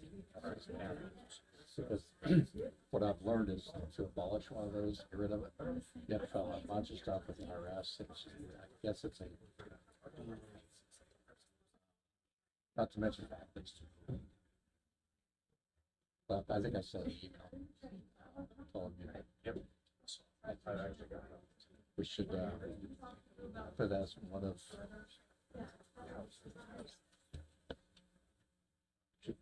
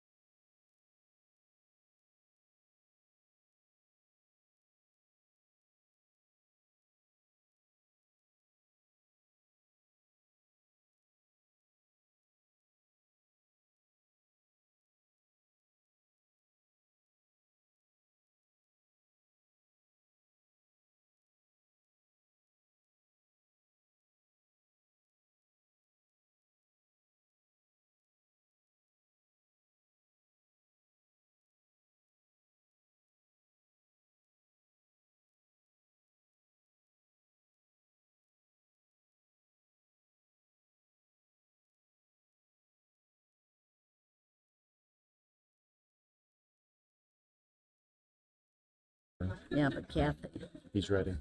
Get your gap. Kathy's, huh? Pull Ryan Stoltz back up. Kathy's here. Ray? Yep. Is his finger up? Yep, yep. Welcome back to the Delaware County Commissioners meeting of Tuesday, January 20th, after our break. And next we have Ashton Land Surveyors. Good morning. morning. My name is Kathy Van Ice from Ashton Land Surveyor. We are in the process of dedicating some road right-of-way along County Road 300 West. Two different addresses. One is 8990 South, County Road 300 West, and that is a mobile home with 1 acre. And then the other one is the 9100 South, County Road 300 West. They're both in Muncie, or County, Delaware County. We have been through the process of going to the plating, and we do have approval, but we just need to do this as a formality to dedicate the road right away to keep it in line with the I don't want to call it the ordinances. Sorry. Any questions for Ms. Ashton? Nope, this is the Rogers subdivision. I think it's in my district. I'd make a motion to approve. Okay, second. Second. Roll call, please. Commissioner Henry, Yes. Commissioner Brand, Yes. Commissioner Reagan. Yes, Thank you. thank you so much. Bring Ryan Stoltz back up. I'm sorry. Ryan Stoltz from IT, we'll bring him back up. Oh, we could. Ryan, would you like to come back up? Your table. Make a motion Make- to remove the Meridian, or I'm sorry, the Microsoft renewal from the table. Second. Roll call, please.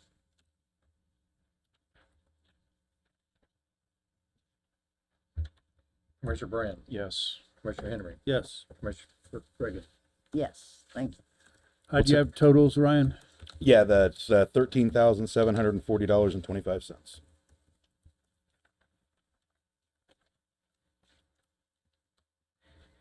Your pleasure, please. Motion to approve. Second. Roll call, please. Commissioner Brand, Yes. Commissioner Henry, Yes. Commissioner Reagan. Yes. Thank you very much. Thank you, Ryan. Okay, go back to contracts and agreements. Mr. Chambers is next. Is he here, please? There he is. Good morning. My name's Don Chambers, Superintendent of Delaware County. I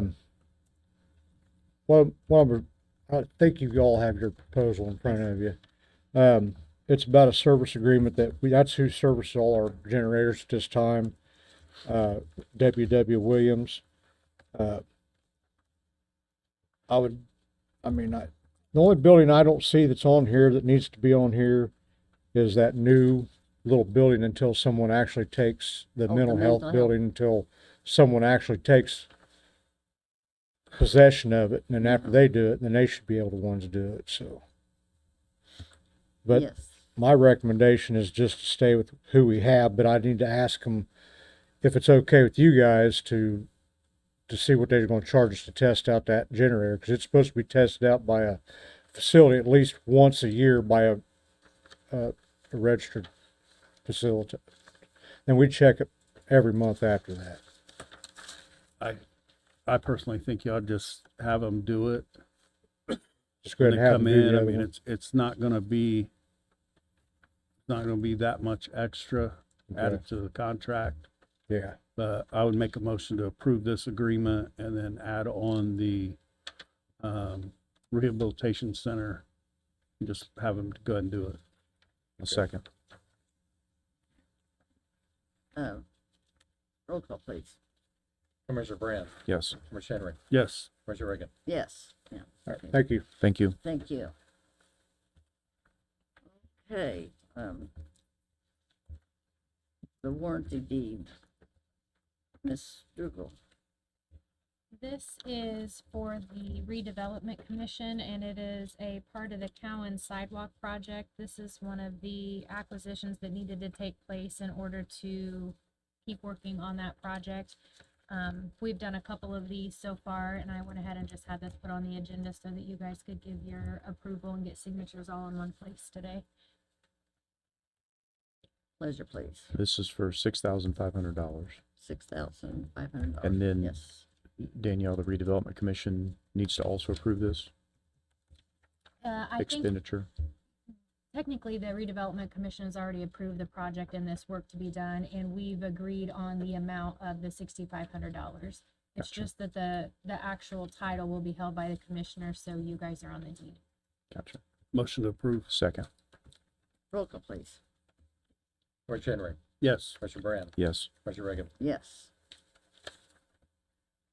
Then, the cure shred contract. Can we go back to the Williams contract? Sure. Jenna's email address is incorrect, so that should be corrected. Can we send that back? Okay. Thank you. So the Secure Shred contract, proper notice has been sent to Pro Shred. I believe they've already been in and started picking up some of the, what they called extra receptacles here in the basement. And then our legal counsel provided some feedback on the contract, and it looks like they have updated their shredding services agreement with that feedback. Yes, I've taken a look at the revised contract. It's in a better form, and it gives the county 90 days to cancel the contract during the term of the contract. So I think it's appropriate now for consideration by the commissioners. And I did have a question from Miss Anderson, so I invited her to come today to explain her needs.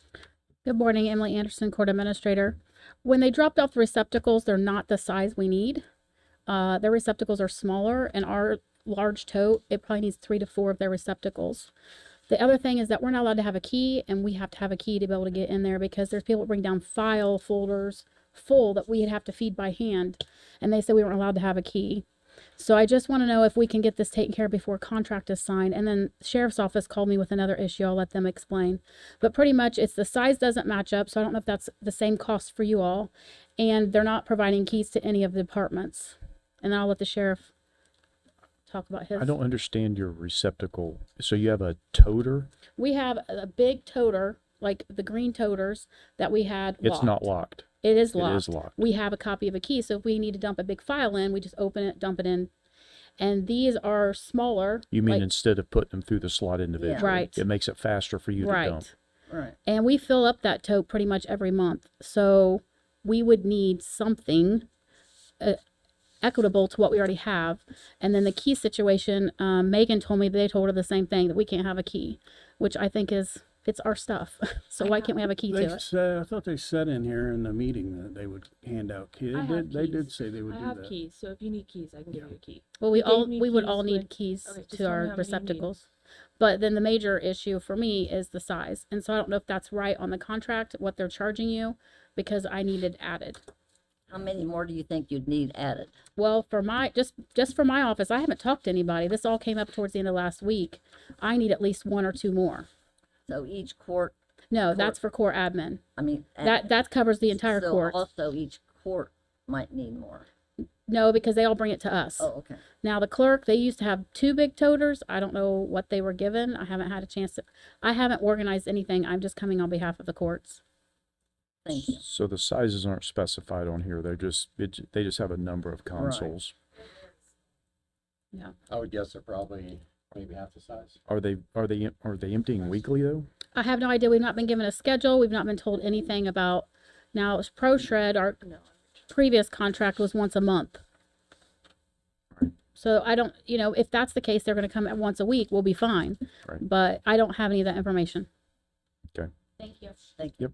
Megan Catino, EMS office manager. When they dropped off the totes, they said that the schedule would go every 3rd Wednesday of the month at noon.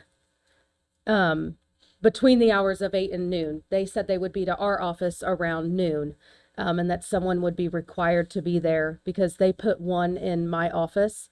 And I told them they weren't coming in my office to empty that if I wasn't in there. So they are requiring people to be in there if they're going to be entering other rooms. Thank you. Jeff Stanley, Chief Deputy Sheriff's Office.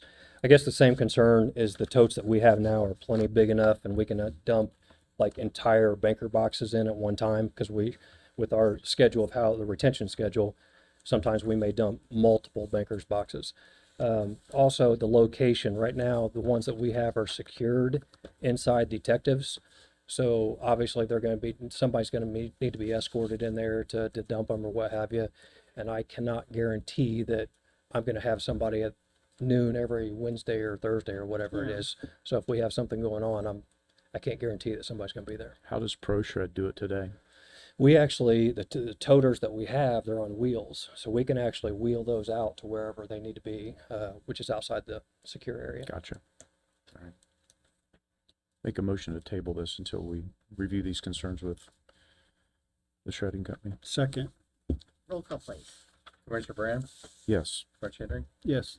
Commissioner Reagan. Yes. Okay. Now, Mr. Thompson, our engineer, is here. Bridge 502, thank you. Yep, Bridge 502 Gark East Street over Buck Creek. This is just the NDOT coordination contract. Everything's already been approved as far as the financial piece of it, so this will be for the design portion. It's the contract with how we deal with NDOT on everything. So we'll just need approval for that. 300 questions? No, it's at 330,000. The total contract is 412,000. That's just the federal portion of it, which is why NDOT has it in their contract, because that's the piece that they care about. Okay, well, thank you. It's a lot of money. Yes. So this was part of the RFP process we did last year, and we ranked these, and we chose United to do this. As Bridge 502 is the one over on Garkey over Buck Creek. Correct. Yep, and this has previously been approved in December for the contract. This is just the NDOT coordinating with the LPA. So it's the same contract, just their side of it. Motion to approve. Second. Roll call, please. Commissioner Henry, Yes. Commissioner Brand, Yes. Commissioner Reagan. Yes. Okay, now. It's Carol, are you doing this? Yes, I am. Yeah, I thought maybe Josh might be here. Plan FSA summary. Yeah, Plan basically this is description. the flexible spending account available to the employees as part of the employee salary reduction plan. Essentially, before you've got the summary of the plan, but also the actual plan itself.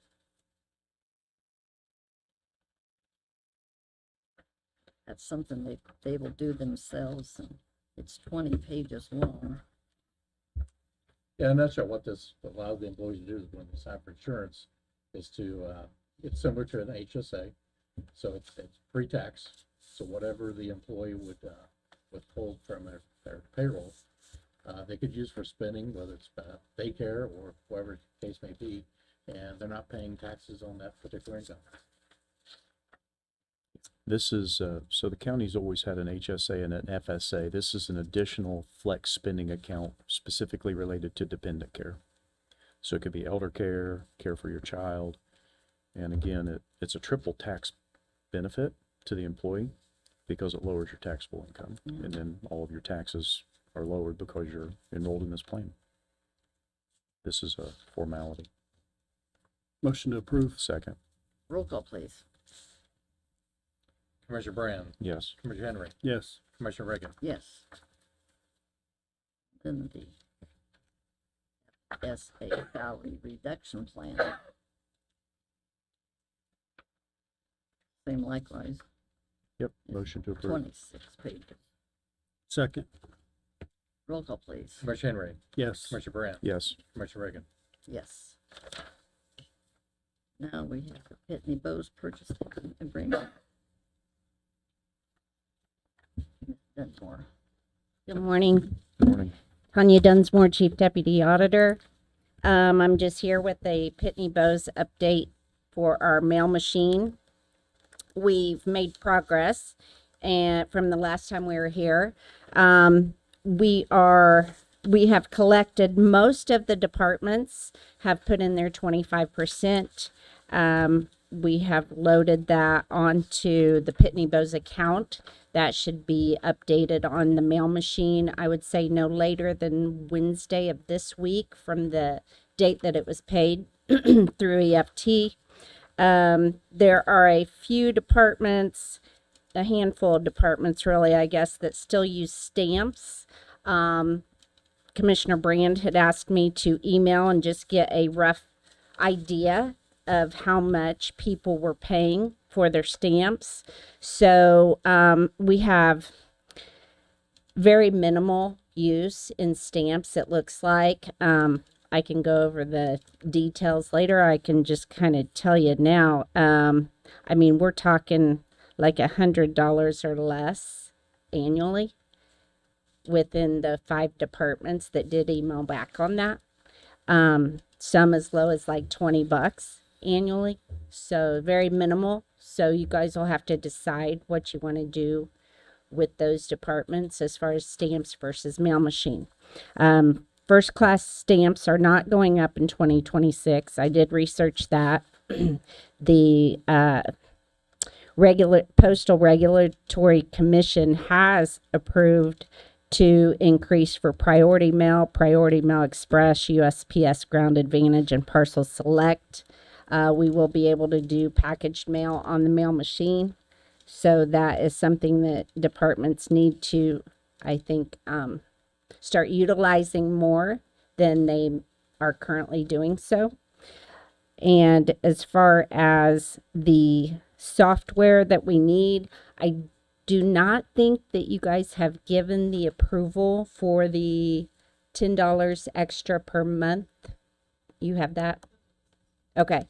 All right. So that's where we're at. As soon as we have the approval on the additional $10 a month, that's all it's going to increase. That will supply software to, and we're going to use it on 3 computers. 1, Mike's in the mailroom. 2, Jenna's in the commissioner's office. And then 3, Alexis in the auditor's office, so that they all 3 have access to the software that the machine goes through for our chart of account numbers and such. With that, once that's approved, then we can do an update on the mail machine. We will be under the 100 count, so that's why it's only $10 a month rather than increasing to the 500 count numbers. We've got it to where we can do those changes through the software on the computer, and that's going to be a lot easier and less time consuming for the individual that puts it in. So then the machine will be updated and the money's there. So I think we're all set at that point. Those departments that are using $20 to $100 a year, do they have line items in their budget for postage? I would actually have to look and see. I thought that we had put mail line items in most departments, but honestly, without looking, I could not tell you for sure. Yeah. I would say they probably. Yeah, same comment I made before. Anybody that's not using the postage machine is costing the taxpayers too much money to mail a letter. If this was your house and you had the chance to mail something for less money, you would do it, right? If you were at home. So I still maintain that they should run that stuff through the mailroom. I think sometimes not by time and stamps. labor adds up to some things and efficiency. Mike will run by anywhere and pick anything up. All they have to do is ask him. And I hear people say I don't have time to run stuff around, but when I go in offices, I see people sitting around. So, I think people have time. Do you have a way that you would like Jenna and I to handle that then, as far as getting these last few offices on board? Yeah, I would just like for them to take their mail get their mail to the mailroom and run it through the postal meter. It saves money. Well, I know it's not a lot of money, they but it's too money. would need to come up with the estimated 25%, and based on what they're using in stamps, we have to make sure that they have a line. And They're paying for stamps somehow.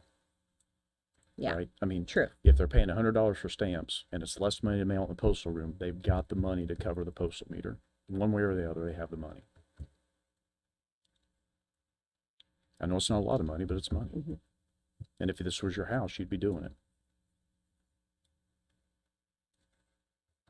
So that's my opinion. I make a motion, we approve the $10. purchase agreement for the software, yeah. Second. Roll call, please. Commissioner Brand. Yep. Commissioner Henry. Yes, Commissioner Reagan. Yes. Thank you for all your work. I agree. you. Everything needs to go through the meeting. Yep.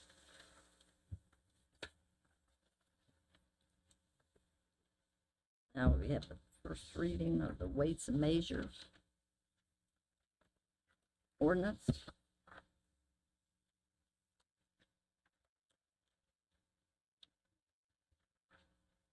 Yes, sir. Eric Strow, Inspector of Weights and Measures for Delaware County. This is an update to the existing ordinance that we had to fall in line with some of the other counties within the state, and also to bring it a little stricter to have a little more, I guess, teeth, bite to the policy that we had in place. So this is chapter 15 of the current ordinance for Of the this? current ordinance, yeah. And it's to show stuff like audit trails have become more electronic now, things like that, just to update that into the system, where previously it had all been like lead seals and things like that, which with the audit trails being, it's harder to see when it's electronic without going in. Somebody can come in and recalibrate something, and we wouldn't notice it based off of the seals like we had. So we could, and we've run into that at a couple places. So I appreciate the update. This is exactly what we asked for. Just want to point out a couple things in section 6C. If the violator doesn't pay the fine correct time and we turn it over to the county attorney, the fee will then include the costs incurred by the county to pay the attorney to handle the issue. So that will escalate the fee. D, the fine shall be doubled if the person has a prior violation of this chapter within the last year. So anybody that has a violation within 1 year, I'm assuming that's a calendar year, or not a calendar year, it's from the date to the date. yeah, from the date to the date is what it Okay. would be. And then E, each day the violation continues will constitute a separate violation. So will you actually go write a separate violation? Or you're just going Normally- to keep track of it on the backside? I keep track of it on the backside, but I've given them a little bit of latitude based off of what my predecessors and kind of some of the other people that within the county. What do you mean latitude?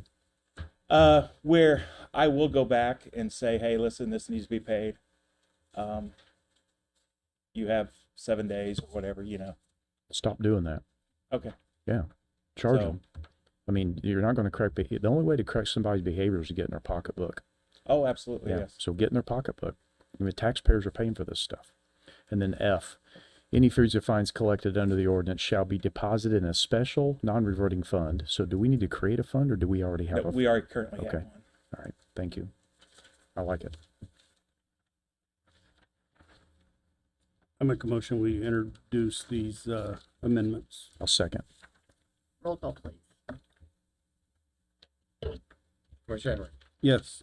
Commissioner Brand. Yes. Commissioner Reagan. Yes. Thank you. Thank you. Good work. Now, resolutions for approval, resolution number 2026-01. We talked about this in the last meeting. It basically adds the mailroom to the list of liaison appointments, and that we agreed the mailroom will go under Commissioner Riggins. So that's the only update. Make a motion to approve. Second. Roll call, please.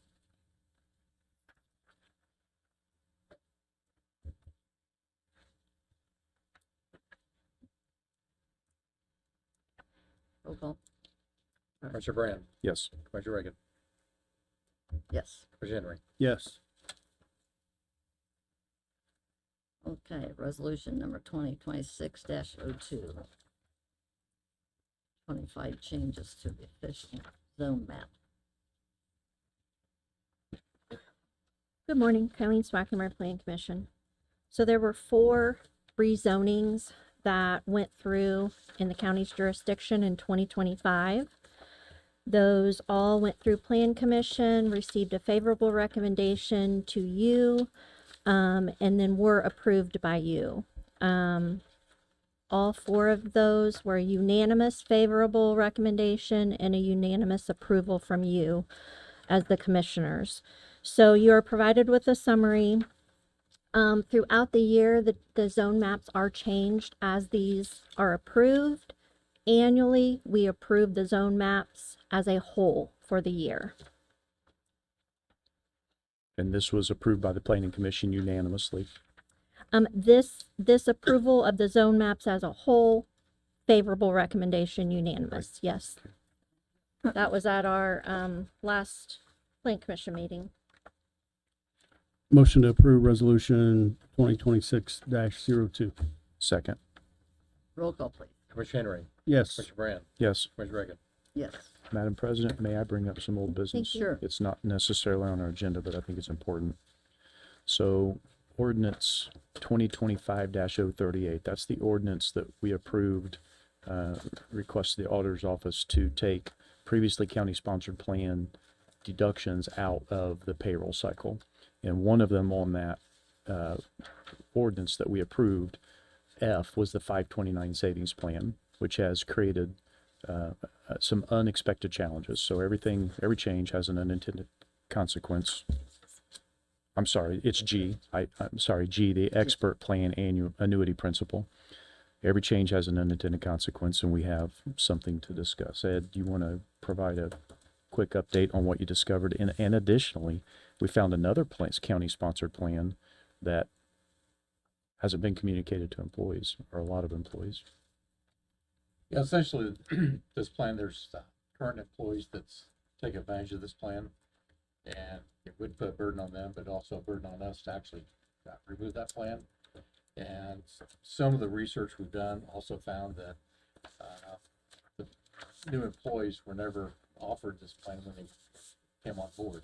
So I think the lack of knowing it's available, and even now there's still employees that don't know what it is or know it's even available. So if there's a concern about how many people participate, I think the lack of knowing it's even available to the employees of the county. My recommendation to the commissioners was to remove from the ordinance and continue to support it. Therefore, whoever's currently on the plan wouldn't have to do anything, continue to contribute, and allow us to continue to make those deposits from the employees so they can continue to move forward and take advantage of this this plan.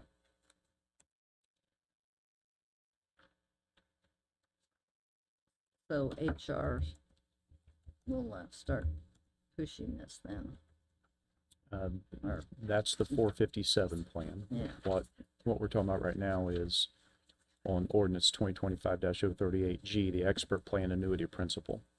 I would make a motion to amend ordinance 2025-038 to leave section 1G, expert plan annuity principle, to run through the auditor's office's payroll deduction. Second. Roll call, please. Commissioner Henry, Yes. Commissioner Brand, Yes. Commissioner Reagan. Yes. Thank you. All right. Department heads. Anybody have any good news they want to give us?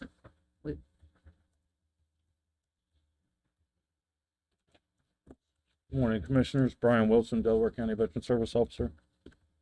I wanted to let you know we did a total. We had 1,492 walk-ins last year that visited our office. Sure there was a few that we missed getting signed in. And as well with the new Senate Bill 433, we have one more part of that to get done, and we'll be completely compliant with that. We have till June 30th to get it done. We should have it done here within the next couple of weeks. That's a lot of walk-ins. It took between us and the IT department to figure out how we was gonna get that last entity done. It's our PIV cards, and our antivirus has been blocking it. So he's got with that company, put a ticket in, and we'll have that fixed. Are those walk-ins in addition to the appointments that you have, or that includes the appointment? It includes appointment as well. Does not include the phone calls for like the general log. Yep. Yeah. Appreciate all the work you do to support. Absolutely. the veterans. Appreciate you guys as well. Thank you. Appreciate the update. No, thank you very much.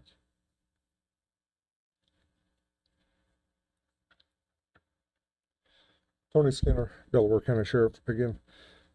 Two questions. Do we know when there's going to be like the vehicle auction or whatever for our assets?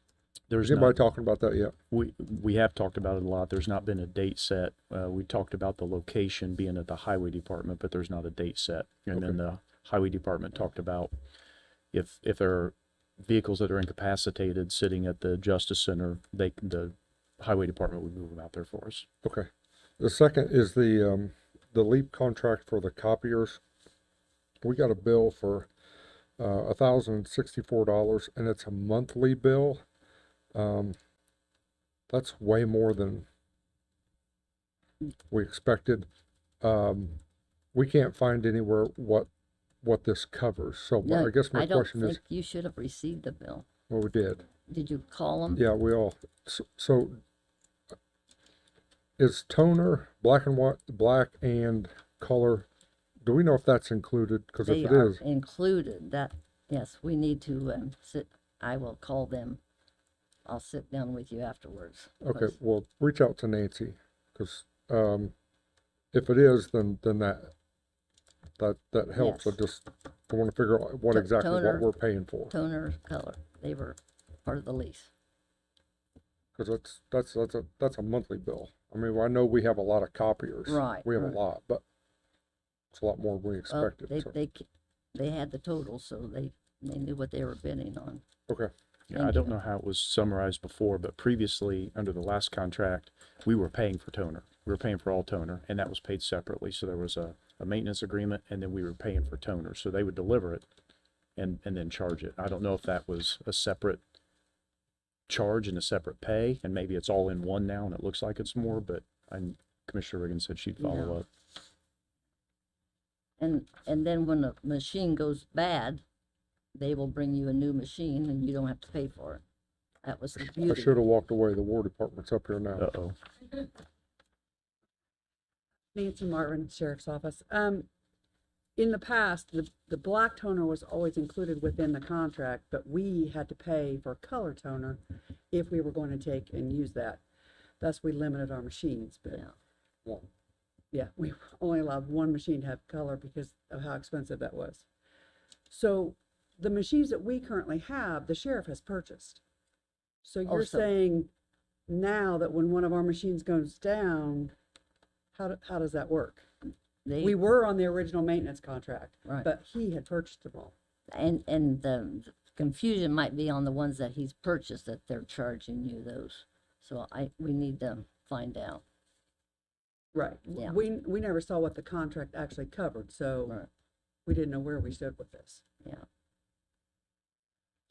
The contract's available, right? You can get a copy from the auditor's office. I mean, it was in a public meeting and we approved it, so that contract's available.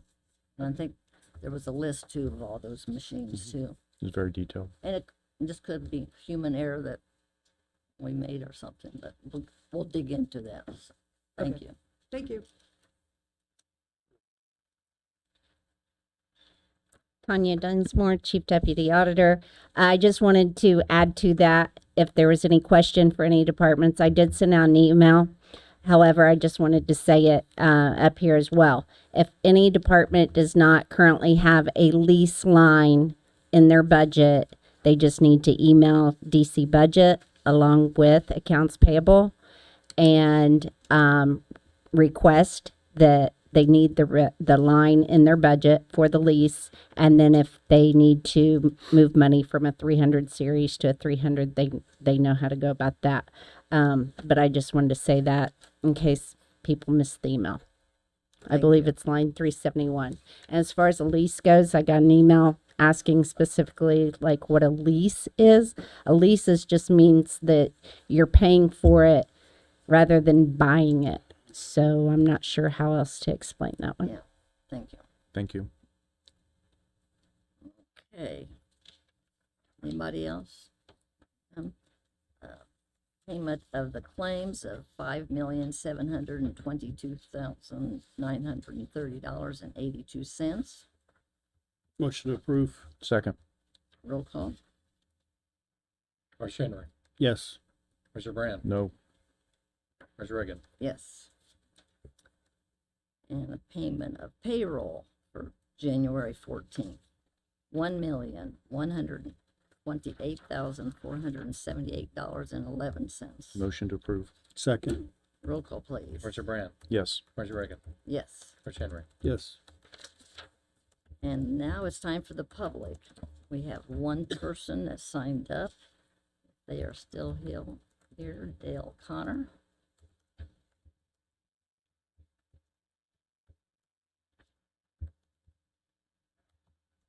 Yeah, thank you. My name's Dale Connor. I live at 10101 West Division Road in Yorktown, Indiana.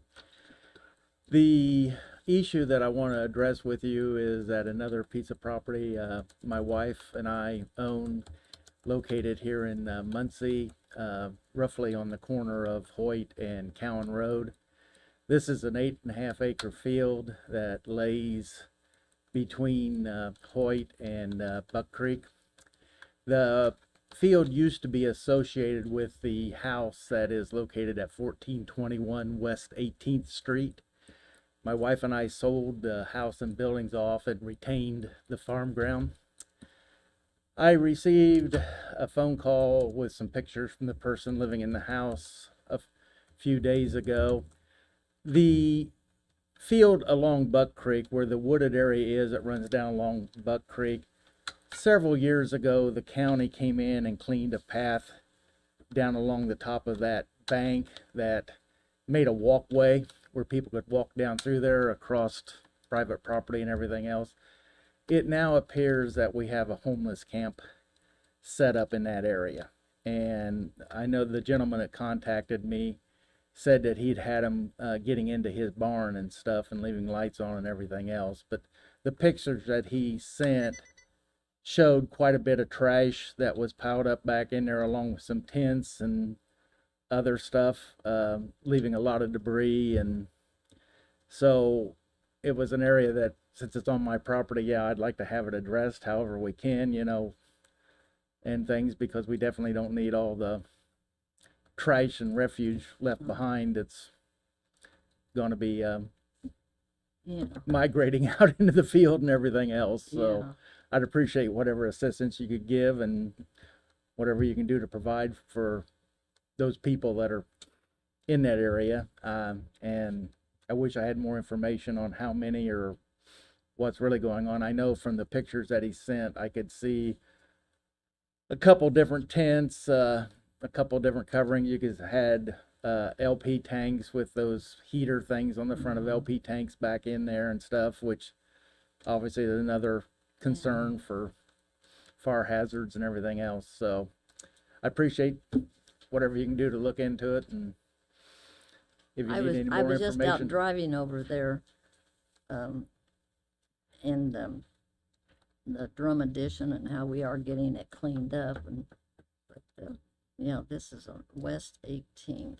Well, yeah, this wooded area, when the trees all had their leaves and stuff on it, you really couldn't see it unless you actually got back in there and walked down that area. But now that the trees are off, you can see some of it, you know, through the branches and stuff, now that the leaves and stuff has been falling off and stuff. So Mr. Connor, you said a couple of things. Can I ask a clarifying question? I'm up here. You said that they're on your private property. yeah, my property extends from Hoyt clear to the other side of Buck Creek, just barely on the other side of Buck Creek. But this walkway or path that they cut through there, they cut it through. The original notice that they sent out was, oh, we're going to do some brush removal along the creek, which at the time they sent that out, I envisioned it as, okay, yeah, we're going to clear the banks off and all that. No, all they did was right through the center of the trees on the top of the embankment, on the high part of the embankment, they just cut a path to create a walkway that goes down through all these people's properties. And so ever since they did that, I've had problems with people walking down through there and walking across my property, and it is my property where this walkway was created. And they're breaking in? Were there police reports filed? The house that property was originally tied to, that house has a pole barn that sits behind it. And back when we used to live there, I had a couple issues with people that would come up across that field from the Buck Creek, and they had broke into my barn a couple different times.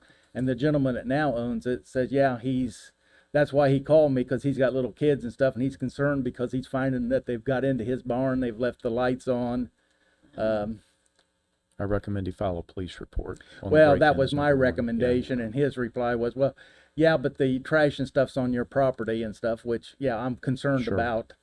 Obviously, the trash situation, and you know, I don't know whether, I've had other properties where you have to have concern in these days and age about meth labs and everything else, you know, being, and that's obviously a nice concealed area back in there, so that's, I believe is that the city? Is that, yeah, Like so, yeah. It is. It's Is the it? city. The county owns a tower back, that's right next to our yeah, county you own tower. on there the by property Sim- right next to mine, there's a communication tower Yeah. there. we call that Samson, don't we? It is the Samson Tower. Yeah. Well, sorry to hear this, Okay. 'cause- Thank you for letting us know. So, like I We'll said, we'll I see wasn't what- even sure where to start contacting for Well, help, this and is I a thought, start, well, yeah. commissioner should be the place to start, so. You came to the right place. Okay, well, like I said, any help you can give, I'd greatly Wa- appreciate Was it. it the drainage board? Did they clean that creek up, or? It was I think it was originally the surveyor's office that Okay. paid for that. At the time, I had a discussion with the commissioner's office, and he said, yeah, they've got a new piece of equipment that'll just clear all this debris away, and I envisioned it as having a fairly clean, you know, Yeah. but no, all they had was this concealed path cut down through there for people to walk on, which at that time raised concerns with me, because you just created a access for people to walk Yeah. across my private property, you know? Yeah. And I didn't get anywhere with that. Okay. So, and now we're seeing, you know what, because they haven't maintained it. At the time, he assured me that, well, yeah, this will be maintained and kept clean and everything else. I don't think they've done anything to it since they originally cut it through there, and you've got all kind of fallen debris Was that in it a and summer stuff. ago or 2 summers? Pardon? What summer did they cut it? Oh, that must go back to, I'm gonna say 8-10 years ago anyway. Oh, that Yeah, long. that long. Oh. This would have been the person that was in charge of the surveyor's office after Thornburg. Yeah, okay. Was there whoever that was in Yeah. that position after That'd have been Thornburg? John Kelly. Yeah. So, if I've got my dates right, but We'll have Mr. Brook. Is it posted, see what we no can do. trespassing? no, Jess? it is not. Okay. That may be one thing that you want to at least. Well, like I said, the county created it as a walk area. And I don't see how they can do that when it was private land. I don't know if it was county created as a walk area, it was created to debrush that, I remember when that was done. But Well- it's still, you can still post no trespassing on it, because you've got to give notice to the people that are there improperly to get them removed. Well, any no trespassing signs we've ever had put up, the first thing they do is tear them down and they're I gone. understand that, but if you have it posted and they tear them down, that doesn't affect the ability to put them on notice. But shouldn't you have a automatic understanding that private property is no trespass? That's generally the case, right? And they should, and the sheriff's office can remove them, or the city police, whoever jurisdiction city. that's in. Because if this is in the city, then the city police would have that jurisdiction to remove them from the property. And they may want to know, have you told them to get off? I don't even know. I have had no contact with them. And I'm not sure I would feel safe and comfortable going out there to have contact with them. Sir, are you familiar with the purple paint law? No, I'm not. Look that up. An easy solution would be to paint some of your trees out there purple. I know it sounds funny, but it's true. Look that law up. Okay, That won't require any signage that way. Is okay. that correct? All right, thank you. Thank you, Mr. Yeah, Connor. thank you. Okay, time for the commissioners having comments, Mr. I do Commissioner have one Head. thing I'd like to bring up. Sure. last Friday I had a visitor come to office, and it was actually the mayor, Dan Rudnauer, came to our office, and we transferred properties, so it looks like Tilts, and I hate to steal his thunder, but it looks like Tilts is gonna be repaved this summer. So it should be finished by the end of this year, so. Yes, it's gonna be nice. They received federal and state money, so it looks like that's all gonna be completed. It's a big, they were waiting on AEP and they had trouble, so it delayed it 1 year. I But think we were the last ones to sign off, and we got the property transfer, so. okay, good. Thank you. Commissioner Henry, It's been a long meeting. I don't have anything. Commissioner Brandt. Yeah, it has been a long meeting, so I'm going to condense this. The No Before training was sent out on January 6th. So make sure that we're getting that done. It was supposed to be done in 2 weeks. That 2 weeks is tomorrow. IT sent out a summary to us on Friday, and there's still about 90 people that haven't completed the No Before training. So the consequences of that is your credentials will be disabled. You won't be able to log into your computer. You'll have to get with IT, get logged in, and complete the training right there. So also IT passwords, your login, we're going to do a forced reset on all passwords, including mine, to get CGIS compliant. So they're going to get more complicated and longer. A detailed message will be coming out soon for that, but just look for that because we're working our way towards CGIS compliance. Also, I want to make you aware, NDOT is having a public information meeting Wednesday, January 28th. This is to discuss 2 intersection, they call them improvements. I would question that, whether it's an improvement or not. But anyway, it takes place at Cowan Junior Senior High School, 9401 South Nottingham in Muncie is the address, 47302. Doors open at 5:30. At Cowan, presentation starts at 6. If you cannot attend in person, go to NDOT's website.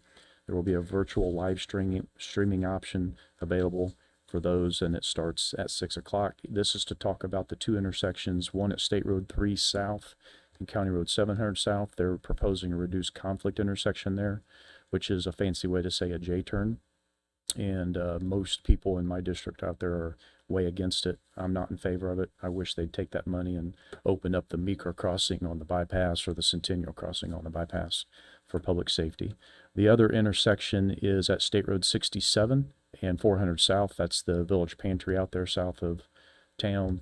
That's a weird intersection. I go through there at least once a day. My brother lives over on the other side, and there's an accident out there all the time. People get killed. Something needs to happen there. I think they've quit talking about a roundabout. They talked about a stoplight. They didn't want to do that. So now they're proposing one of those reduced conflict intersections there, which is a J-turn. So I just want to make the public aware of that. Yes. I had a lot more written down, but I'm not going to say it. Well, Miss Caitlin, I just suggested that when we put anything on the agenda, that we allow it maybe 3 minutes, and so keep this in mind because we are all busy. And so if we want to have an hour meeting, then we would say, I'm sorry, our agenda's full. It has to come on the next week. But I'm glad to serve the public, and we're glad the public's here, but we do all have other things to be done. So with that, I'll entertain a motion. Make a motion to recess. Second. Roll call, please. Commissioner Henry, Yes. Commissioner Brand, Yes. Commissioner Reagan. Yes. Thank you for your patience. Yes, sir.